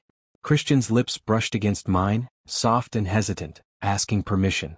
I gave it, kissing him back. It wasn't dramatic or sweeping. It was gentle. Questioning. Real. When we pulled apart, Christian's expression was a mixture of wonder and fear. "This changes everything." "I know. We shouldn't." "I know that too. But I can't seem to stop." "Then don't." We stood there, foreheads pressed together, breathing the same air, teetering on the edge of something that terrified us both. Rule 7 lay shattered at our feet. And neither of us seemed to care. 3 months had passed since that kiss at the estate. 3 months of pretending in public and something more complicated in private.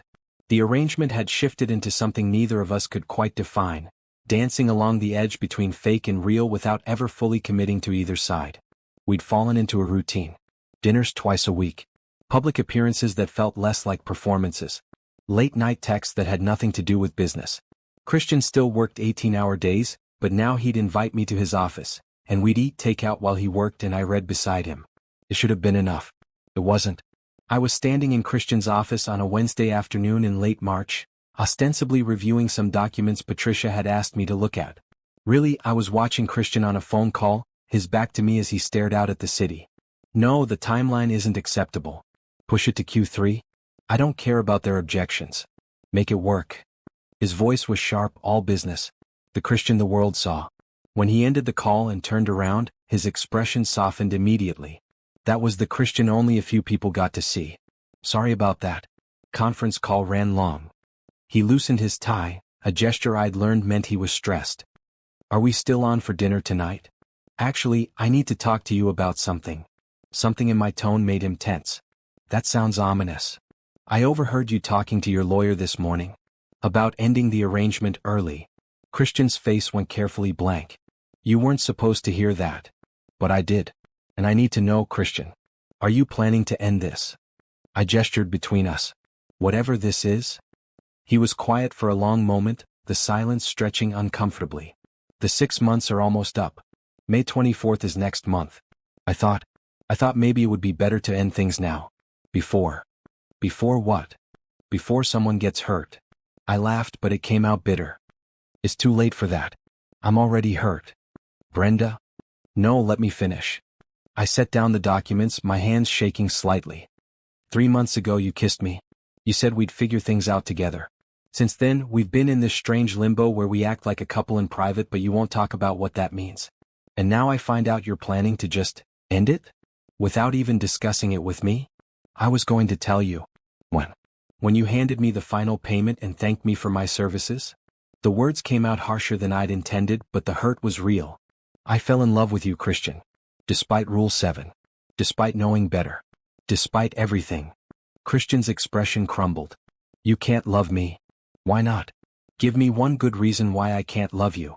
Because I'm incapable of loving you back. The words exploded from him, raw and desperate. Don't you see? Everyone leaves, Brenda. My parents left. Vanessa left. Everyone who's supposed to care about me either leaves or uses me or both. I can't give you what you need because I don't have it to give. That's not true. It is true. I've tried. God, I've tried with other women, other relationships. But there's this moment, every single time, where they want more from me and I have nothing left to offer. And they leave. They always leave. He turned back to the window, his shoulders rigid. I'm ending this now while we can still walk away friends. Before I hurt you worse than I already have. You don't get to make that choice for me. I'm not making it for you. I'm making it for me. He finally turned around and I saw tears in his eyes. Because if I let this continue, if I let myself need you more than I already do, it will destroy me when you realize I'm empty and you leave. I'm not going to leave. Everyone leaves. He said it like a fundamental truth. And I'd rather end this now on my terms than wait for the inevitable. The words hit me like physical blows. All the progress we'd made, all the walls that had slowly come down, suddenly rebuilt in an instant. You're a coward, I said quietly. Christian flinched like I'd slapped him. You're a coward, I repeated louder this time. You survived something terrible and instead of healing from it, you've spent 16 years punishing yourself. You won't let anyone close because you're terrified of being happy.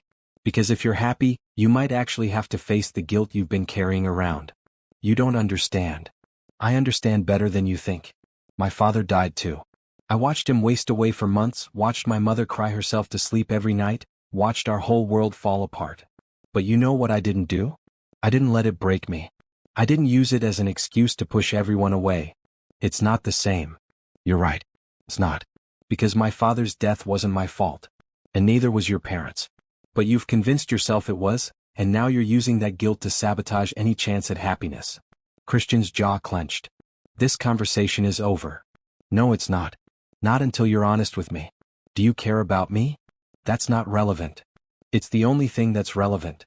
Do you care about me, Christian? Not as your fake fiancée. Not as a convenient arrangement. As me. As Brenda. Do you care? Yes.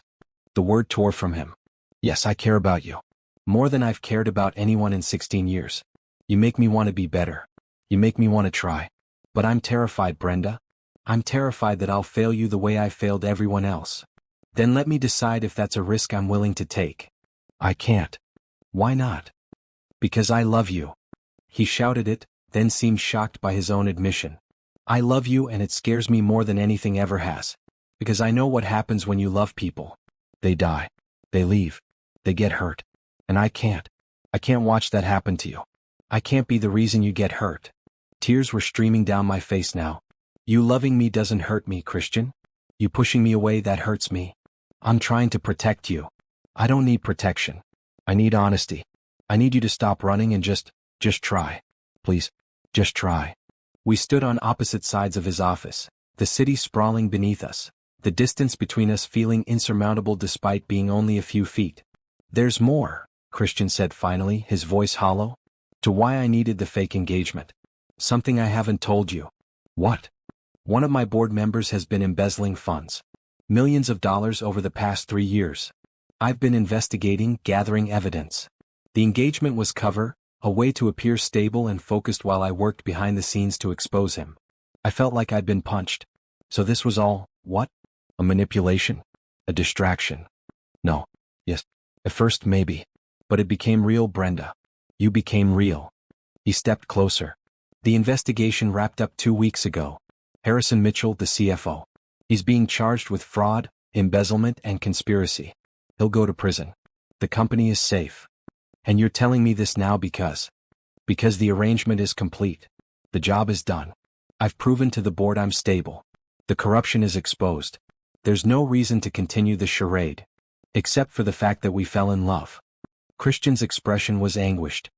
I'm offering you a choice, Brenda. We can end this now. I'll pay you the full $1 million, plus a bonus for exceeding expectations. You walk away free. No obligations. You can rebuild your life without me in it. Or we try. We take the terrifying leap and try to make this real. No contract. No arrangement. Just two people figuring out if they can make a relationship work. He paused. But I need you to understand what you're signing up for. I'm difficult. I work too much. I'm emotionally unavailable most of the time. I'll probably hurt you without meaning to. I'm not the man from your Jane Austen novels. I'm not asking for Mr. Darcy. I'm asking for you. Why? Why would you want someone like me? I crossed the space between us, taking his face in my hands. Because beneath all the walls and fear and guilt, there's a man who brings coffee to tired colleagues. A man who secretly donates to orphanages. A man who held me while I cried about my mother's bakery and made sure she got the help she needed. A man who survived terrible loss and built something extraordinary from it. I held his gaze. You're not empty, Christian. You're just scared to look inside and see what's really there. His hands came up to cover mine. What if it's not enough? What if I try and I still can't be what you need? Then we'll deal with it. Together. That's what love is, isn't it?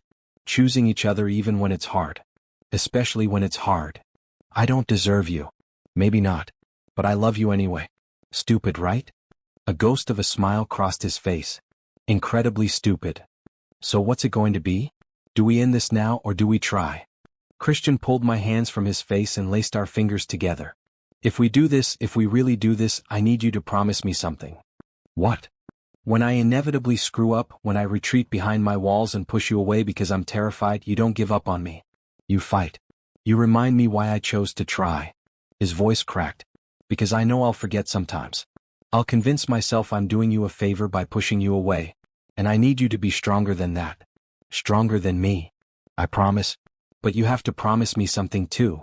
Anything. You don't use your past as an excuse anymore. You don't let fear make your decisions. You genuinely try to let me in. Even when it's scary. Even when every instinct tells you to run. I can't promise I'll succeed. I'm not asking for success. I'm asking for effort. Christian leaned down, resting his forehead against mine. I love you. I don't know how to do this, but I love you. I love you too. And we'll figure it out. Together. This time when he kissed me, it wasn't hesitant or questioning. It was a promise. A commitment. A leap into the unknown that terrified us both. When we pulled apart, Christian's expression was a mixture of fear and hope. So where do we start? We start by tearing up that contract and building something real. Patricia is going to be insufferable. She's been predicting this for months. I laughed, the tension finally breaking. She told me the first day that you were pretending to be cold. She's right. About most things, actually. It's annoying. Christian pulled me closer. Are you sure about this? Because once we cross this line, I can't go back to keeping you at arm's length. I won't be able to. Good. I don't want you to. We stood in his office as afternoon faded to evening, the city lights beginning to glow outside. Somewhere in those lights were the investors who'd forced this arrangement. The reporters who'd documented every moment. The world that had watched our fake relationship unfold. But none of that mattered anymore. Because we'd found something real in the pretense. Something worth fighting for. What do we tell people? I asked. Your grandmother, Rachel, my mother? The truth. That we started as a business arrangement and fell in love despite ourselves. They'll either understand or they won't. But I'm done lying, Brenda. To them. To you. To myself. Even if it means admitting you were scared? Especially then. Because maybe being vulnerable isn't weakness. Maybe it's the only way to be strong. As we left his office hand in hand, heading toward a future neither of us could predict, I thought about how far we'd both come. From that desperate proposal at the Christmas Eve gala to this moment of quiet certainty. The arrangement was over. But our story was just beginning. The next morning, Christian called an emergency board meeting. I wasn't supposed to attend, but he'd insisted I be there, Patricia standing supportive beside me at the back of the massive conference room. The board members filed and looking confused and irritated at being summoned with only 2 hours' notice. Christian stood at the head of the table, his expression calm but his jaw set with determination. Thank you all for coming on short notice. I'll keep this brief. He pressed a button on a remote, and the screen behind him illuminated with financial documents. 6 months ago, I proposed to Brenda Collins at the Christmas Eve gala. Many of you were there. Many of you applauded the decision. The board members exchanged glances, clearly confused about where this was going. What you didn't know is that our engagement was initially an arrangement. A business deal designed to prove to you that I was stable enough to lead this company. You wanted me settled, committed, showing responsibility beyond just profits. So I manufactured exactly what you wanted to see. Shocked murmurs filled the room. Christian held up a hand for silence. But I didn't call you here to confess to a fake engagement. I called you here to expose the real reason I needed that cover. He clicked to the next slide, showing spreadsheets of transactions and account numbers. For the past 3 years, someone on this board has been systematically embezzling from this company. Approximately $40 million hidden through complex shell companies and fraudulent expense reports. The murmurs turned to angry voices. Christian waited for the noise to die down. The investigation is complete. Harrison Mitchell, our former CFO, has been arrested and charged with multiple counts of fraud and embezzlement. The FBI has seized his assets. The missing funds are being recovered. Christian's gaze swept across the room. I used the past 6 months, while you were all focused on my personal life, to gather irrefutable evidence. Evidence that will ensure he never steals from anyone again. He clicked to another slide, showing photos of Harrison in handcuffs being led from his home. However, I won't be blamed for being manipulative in my methods without acknowledging your role in forcing my hand. You gave me an ultimatum: prove my stability or lose my position. Rather than defend myself against your arbitrary and discriminatory demands, I met them. But I also used the time to protect this company from a threat you were too distracted to notice. Thomas Rodriguez, the board chairman, a distinguished man in his 60s, leaned forward. Christian, while we appreciate you catching a criminal in our ranks, you admit to deceiving all of us. To staging an engagement. That's hardly the behavior of a stable CEO. You're right. It's the behavior of someone pushed into a corner by people who valued appearances over results. Christian's voice was steady. My personal life should never have been a factor in your evaluation of my leadership. This company has thrived under my direction. Profits are up 40%. We've expanded into 3 new markets. Our stock price has doubled. But none of that mattered to you as much as whether I had a girlfriend. Patricia squeezed my hand as we watched Christian systematically dismantle the board's arguments. So here's what's going to happen, Christian continued. You're going to vote to keep me as CEO based on my actual performance, not my relationship status. In exchange, I'm going to continue doing what I've been doing, running this company successfully while ensuring nothing like Harrison's theft happens again. And the engagement? Another board member, a woman with silver hair and a green blazer, asked. Is it still fake? Christian turned to look at me across the room. His expression softened completely, all the CEO armor falling away. No, it started as fake. But Brenda Collins is the best thing that's ever happened to me. She's seen past my walls, called me on my fears, and loved me despite my determination to push her away. So yes, we're engaged. Really engaged. Because I'm in love with her. My breath caught. He'd said it in private, but hearing him declare it in front of these powerful people was different. More real. More permanent. If that makes me unsuitable to lead this company, then you can have my resignation right now. But you should know that I've built this into what it is today. Without me, you'd still be a regional firm barely breaking even. With me, you're a national powerhouse. So vote however you'd like. But I'm done justifying my personal life to anyone. He clicked off the presentation and stood there, waiting. The room was completely silent. Finally, Thomas Rodriguez stood. Christian, you've proven your point. About the embezzlement, about your leadership, about this board's overreach into your personal life. I move to end any and all discussions about your relationship status being relevant to your position. All in favor? Every hand went up. Motion carries. Now, Thomas's stern expression cracked into a slight smile. When's the wedding? Because if you're really doing this, I'd like an invitation. Laughter broke the tension. Christian's shoulders relaxed. After the board members filed out, Patricia practically ran over to hug Christian. That was magnificent. I'm so proud of you. I couldn't have done it without you. Either of you. Christian held out his hand to me. Brenda, can we talk? Privately? We ended up in his office, the same space where I'd confronted him about ending the arrangement yesterday. But everything felt different now. Lighter. More hopeful. I'm sorry, Christian said immediately. For not telling you about Harrison earlier. For letting you think the arrangement was just about proving stability when there was a bigger reason. Why didn't you tell me? Because I didn't want you involved. If Harrison had discovered what I was doing, he could have been dangerous. He'd already stolen millions. I didn't know what else he was capable of. Christian took my hands. I was protecting you. By keeping secrets? Bad habit. I'm working on it. He pulled me closer. But there's something else I need to tell you. Something I should have said yesterday. What? When I told the board I love you, I meant it. Not because it was convenient or because it helped my case. I meant it because it's true. I love you, Brenda Collins. I love your kindness. I love your strength. I love how you see the best in people even when they don't see it in themselves. He paused. I love how you made me want to be better. Made me believe I could be better. Tears pricked my eyes. I love you too.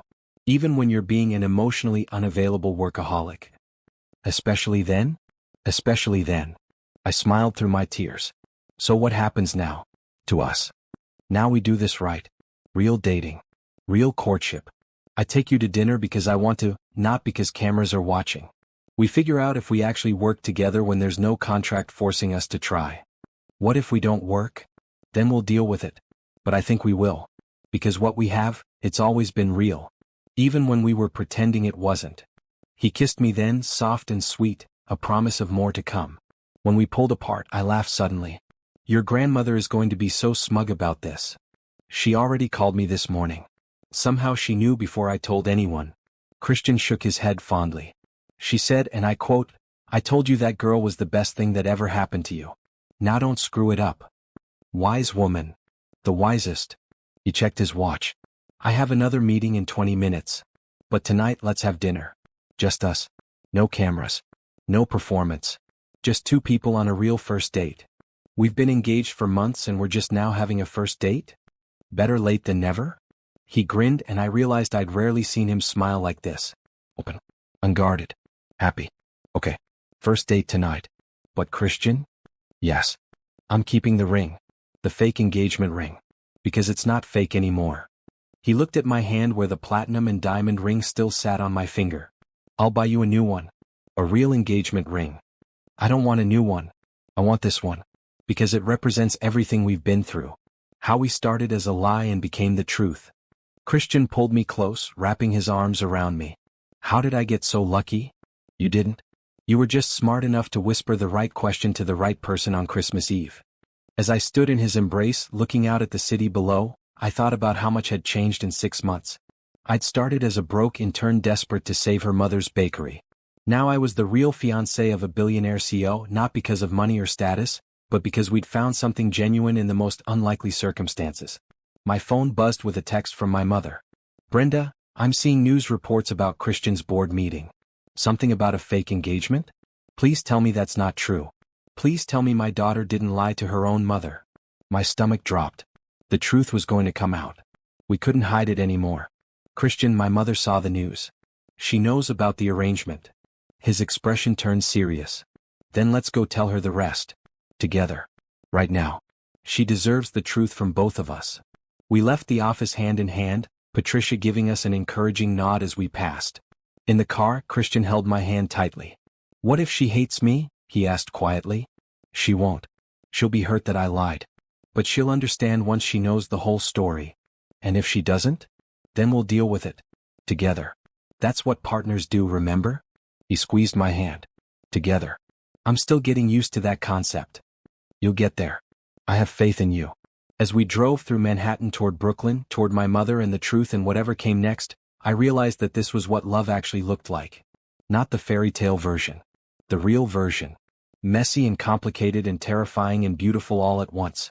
And for the first time in his life, Christian Ashford was choosing not to run from it. That felt like its own kind of miracle. My mother's bakery, Collins Sweet Shop, sat on a corner in Brooklyn with its cheerful red awning and white-trimmed windows. Through the glass, I could see customers browsing the display cases, my mother behind the counter in her flour-dusted blue apron, smiling and chatting as she packaged up pastries. She had no idea the storm that was about to walk through her door. Ready? Christian asked, his hand tight around mine. No. But let's do it anyway. We'd texted ahead telling her we needed to talk. She'd replied with a simple, come to the back. I'll make coffee. When we entered, the bell above the door chimed cheerfully. A few customers looked up, eyes widening in recognition. The whisper started immediately. Is that Christian Ashford? With Brenda? I saw the news this morning. My mother appeared from the back, wiping her hands on a dish towel. When she saw us, her expression cycled through confusion, hurt, and anger in rapid succession before settling into a careful neutrality that was somehow worse than any explosion would have been. "Come to the back," she said quietly. We followed her through the kitchen where 2 employees were working on tomorrow's inventory, then into her small office. She closed the door and turned to face us, arms crossed. "I saw the news. Board meeting. Fake engagement. FBI investigation." My mother's voice was steady, but I could see her hands shaking slightly. "Someone want to explain to me what's going on?" "Mama, I'm so sorry. I should have told you from the beginning, but..." "But what, Brenda? But lying to your mother about being engaged seemed like a good idea? But letting me cry happy tears thinking my daughter had found love was acceptable?" Her voice cracked. "Do you know how many people congratulated me? How many customers asked about wedding plans? I've been telling everyone how proud I am. How happy I am for you." "I know. I'm sorry. It wasn't supposed to go this far." My mother turned her attention to Christian, her gaze sharp. "And you? You're the billionaire who hired my daughter to pretend to love you. What kind of man does that?" "A desperate one," Christian said quietly. "Mrs. Collins, I owe you an apology. I put your daughter in an impossible position. I asked her to lie to everyone she loved, including you, for my own benefit." "Why?"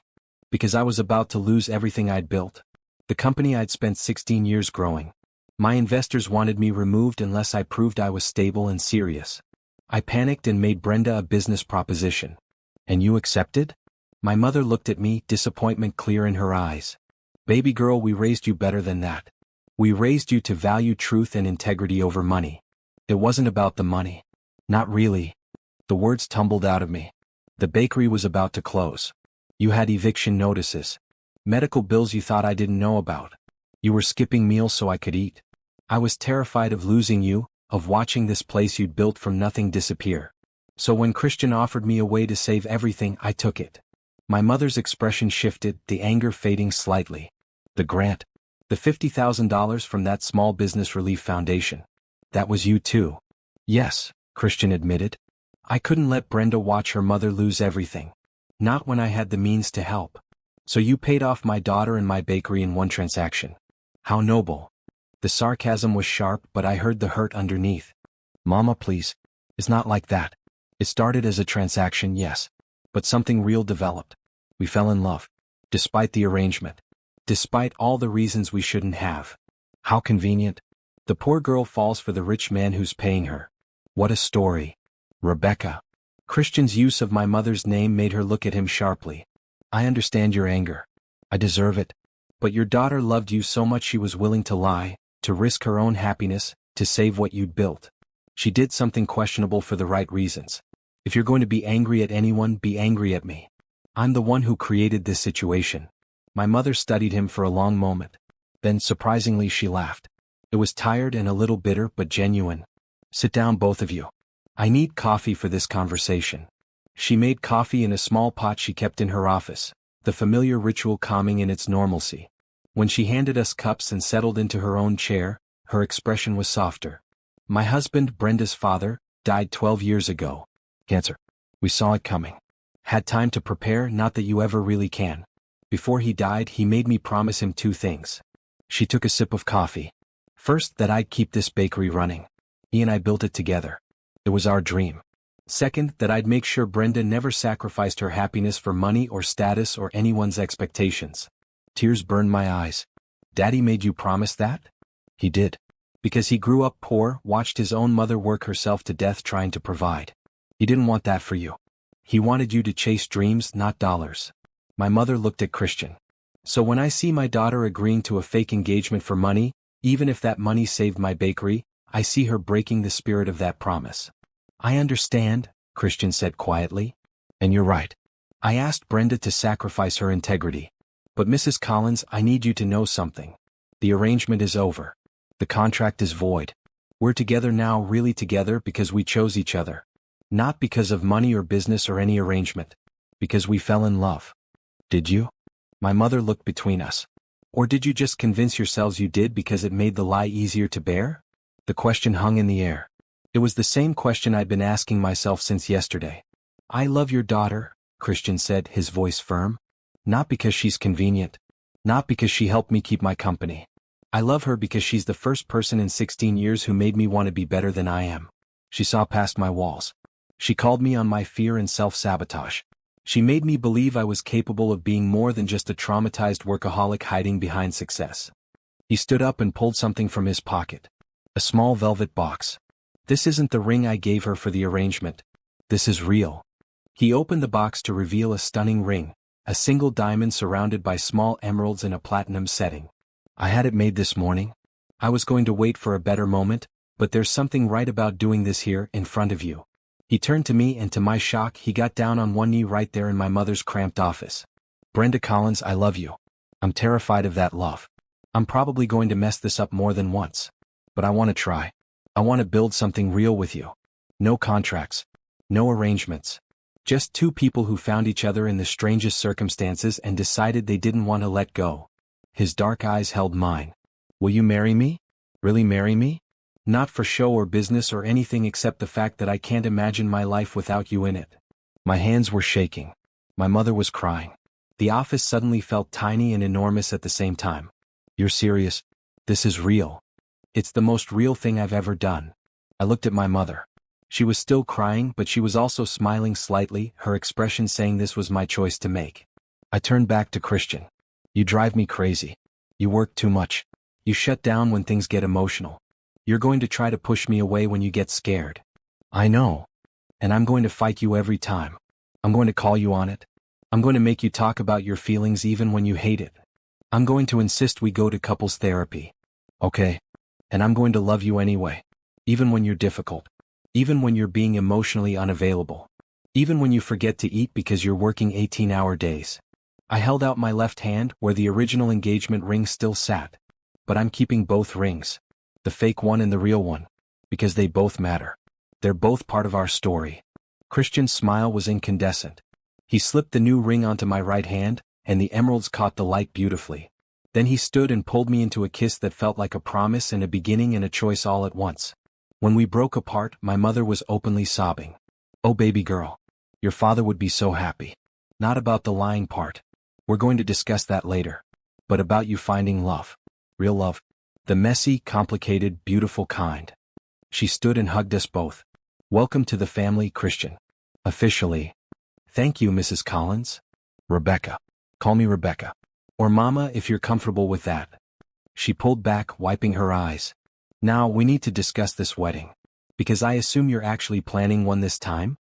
Christian and I looked at each other and laughed. Yes, I said. A real one. This summer if we can manage it.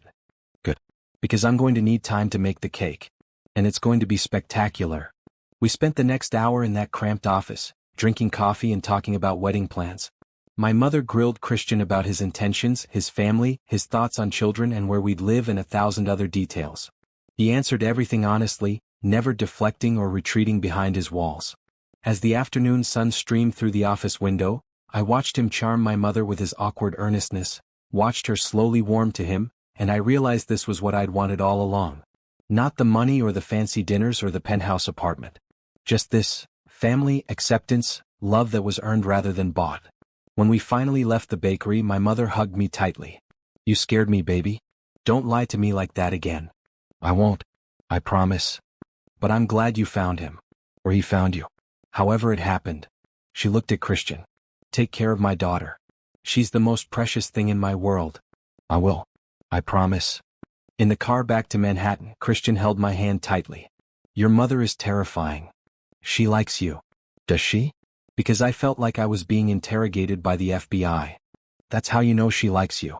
She only grills people she cares about. I looked at the rings on my hands, the old and the new, both beautiful in their own way. This is real now. No contract. No safety net. Just us. Just us, Christian repeated, his voice full of wonder. I've never had a just us before. Neither have I. We'll figure it out together. Together.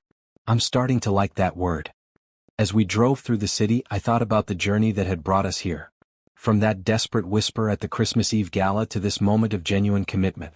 We'd taken the strangest path to love I could imagine. But sometimes the unexpected paths were the ones worth taking. Sometimes the best love story started with a lie and became the truest thing either person had ever known. And sometimes The man who swore he was empty inside was actually full of love waiting to be offered to someone brave enough to accept it. I was that someone. And I couldn't wait to see where our story went next. 6 months later, it was Christmas Eve again. I stood in Dorothy's conservatory at the family estate, surrounded by flowers in full bloom despite the December chill outside. My wedding dress was simple but elegant, a flowing white gown with emerald accents at the waist that matched the stones in my engagement ring. My natural curls were swept up with small white flowers woven through them. Patricia stood beside me, elegant in a blue matron of honor dress, her silver-streaked hair styled beautifully. "Nervous?" she asked, squeezing my hand. "Terrified. Excited. All of it." "That's how you know it's right." Patricia smiled warmly. "I've known Christian for 8 years. I've never seen him like this. Happy. Peaceful. Like he's finally found where he belongs. He told me yesterday he's been sleeping better, having fewer nightmares about his parents. Love is healing. When you let it be." Patricia adjusted my veil. "Ready to go get married?" "So ready." The ceremony was small. Just immediate family and close friends in the conservatory where I'd first met Dorothy almost a year ago. White chairs faced an arch covered in green vines and red roses. Soft music played from a string quartet. My mother walked me down the aisle in a beautiful green dress, beaming with pride. Dorothy sat in the front row, dabbing at her eyes with a handkerchief. Rachel stood as Christian's best woman, wearing a maroon dress and grinning widely. And Christian stood at the altar in a classic black tuxedo, looking nervous and hopeful and impossibly handsome. When he saw me, his expression crumbled into pure emotion. Tears tracked down his face and he didn't bother wiping them away. "Hi," I said when I reached him. "Hi." His voice was thick. "You're beautiful. So beautiful." The officiant, a friend of Dorothy's, smiled warmly. "Dearly beloved, we're gathered here on this Christmas Eve to witness the marriage of Christian and Brenda. A couple who found each other in the most unexpected circumstances and chose love despite every reason not to." The ceremony was traditional but personal. When it came time for vows, Christian took both my hands in his. "Brenda, a year ago tonight I asked you a question that changed both our lives. It started as desperation. A business deal. But you agreed anyway, and in doing so, you gave me the greatest gift I've ever received." He paused, composing himself. "You taught me that I wasn't empty inside. That love wasn't something to fear. That being vulnerable wasn't weakness but strength. You saw the man I could be and loved me into becoming him." He took a shaky breath. "I promise to choose you every day. To fight my walls when they try to come back up. To let you in even when it's scary. To work on my fear and my guilt so they don't become yours to carry. I promise to love you not just today but every day after. Through good times and hard times. Through success and failure. Through everything." Tears streamed down my face as I squeezed his hands. "Christian, you're the most frustrating, complicated, wonderful man I've ever known. You make me want to shake you and hug you often at the same time." Gentle laughter rippled through our guests. "But you're also the kindest, most generous person I know. You just hide it behind walls that took me months to break through." I smiled at him through my tears. "I promise to be patient with you when you retreat. To fight for us when you forget to. To call you on your fear and love you through it. I promise to be your partner, your friend, your safe place. And I promise to remind you, every single day, that you deserve to be loved. That your parents' death wasn't your fault. That you're enough exactly as you are." The officiant smiled. "By the power vested in me, I now pronounce you husband and wife. Christian, you may kiss your bride." Christian cupped my face gently, his thumbs brushing away my tears. Then he kissed me, soft and sweet and full of promise. Our guests applauded, but I barely heard them. In that moment it was just us.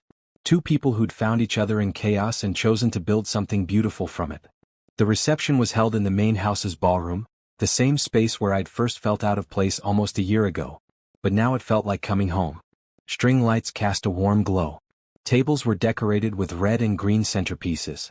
A small band played soft jazz.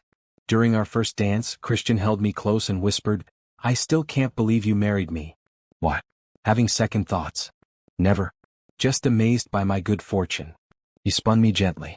"A year ago I was convinced I'd die alone. That I was fundamentally broken. That love wasn't something I was capable of. And now I know I was wrong. About all of it." He pressed his forehead to mine. "You saved me, Brenda. We saved each other. That's what love does." After our dance, Dorothy claimed Christian for a turn around the floor. I watched them together, grandmother and grandson, both crying and laughing at once. My mother appeared at my elbow. He's good for you. You're good for each other. You approve then? I approved months ago. The moment I saw how he looked at you in my office. Like you were the most precious thing in the world. She squeezed my hand. Your father would be so proud, baby girl. I wish he was here. He is. In every good choice you make. In every moment of kindness. In the love you found. She kissed my cheek. Now go dance with your husband. I'm going to eat another piece of your wedding cake. It came out perfectly if I do say so myself. Later that evening, as the party wound down, Christian and I snuck away to the terrace where we'd had our first honest conversation almost a year ago. The December air was cold, but outdoor heaters kept the space comfortable. Want to know a secret? Christian asked, pulling me into his arms. Always. The board meeting where I exposed Harrison. When I told them I loved you. That wasn't the first time I knew. When was? The night of grandmother's birthday party. When Vanessa showed up and you defended me. You didn't have to. The contract didn't require you to put yourself in the line of fire. But you did. You stood by me when everyone else would have walked away. He smiled softly. That's when I knew I was in love with you. I just wasn't ready to admit it yet. When did you get ready? When I almost lost you. When you confronted me about ending the arrangement. When I saw how much I'd hurt you by pushing you away. His hand came up to cup my face. I realized in that moment that being scared was worse than being brave. That losing you would hurt more than risking my heart ever could. For what it's worth, I fell for you earlier than I thought. Maybe that first night when you defended me to your ex. Maybe even before that. When you noticed me at work and remembered how I took my coffee. I leaned into his touch. You made me feel seen. That's a powerful thing. So we were both doomed from the start. Happily doomed. We stood together under the stars, the sounds of the party drifting out to us. Inside, our friends and family celebrated. Outside, we created our own quiet moment. What happens now? I asked. After tonight? Now we live. Really live. We work on the foundation together.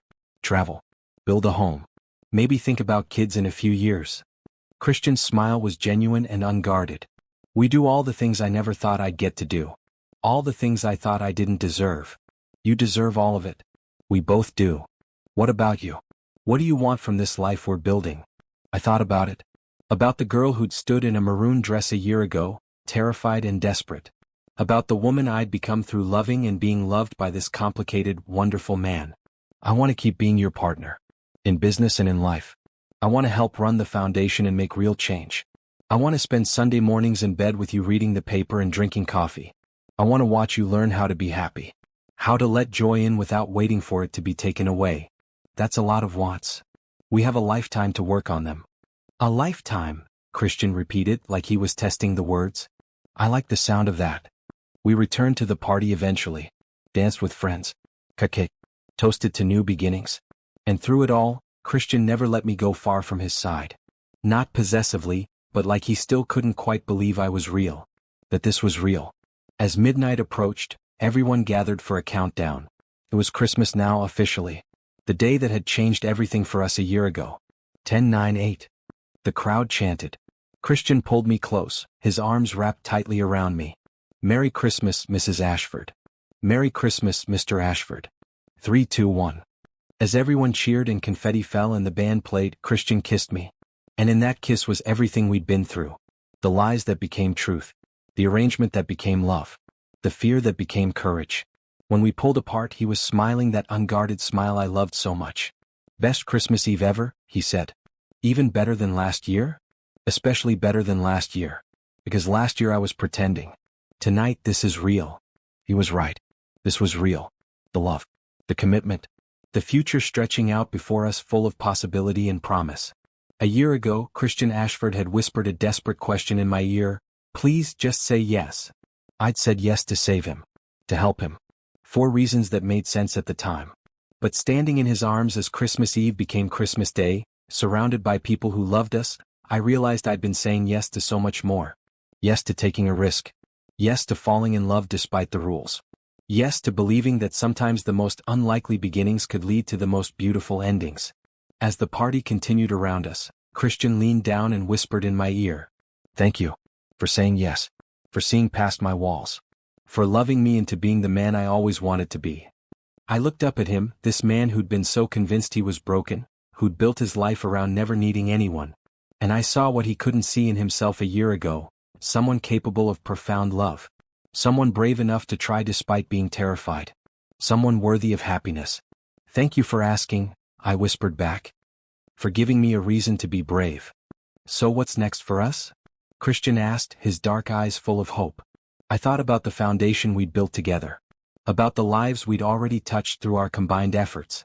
About my mother's thriving bakery and Christian's stable company and all the good we could do with our resources and our love. "Next." I smiled. "Next we change the world. Together." "Together," he agreed. "I like that word. I like it a lot." As we stood there, husband and wife, partners in every sense of the word, I realized that sometimes the best love stories didn't follow any rules. They broke them. They started in the strangest places and grew in the most unexpected ways. They started with a desperate whisper on Christmas Eve and became a lifetime of choosing each other. Every single day.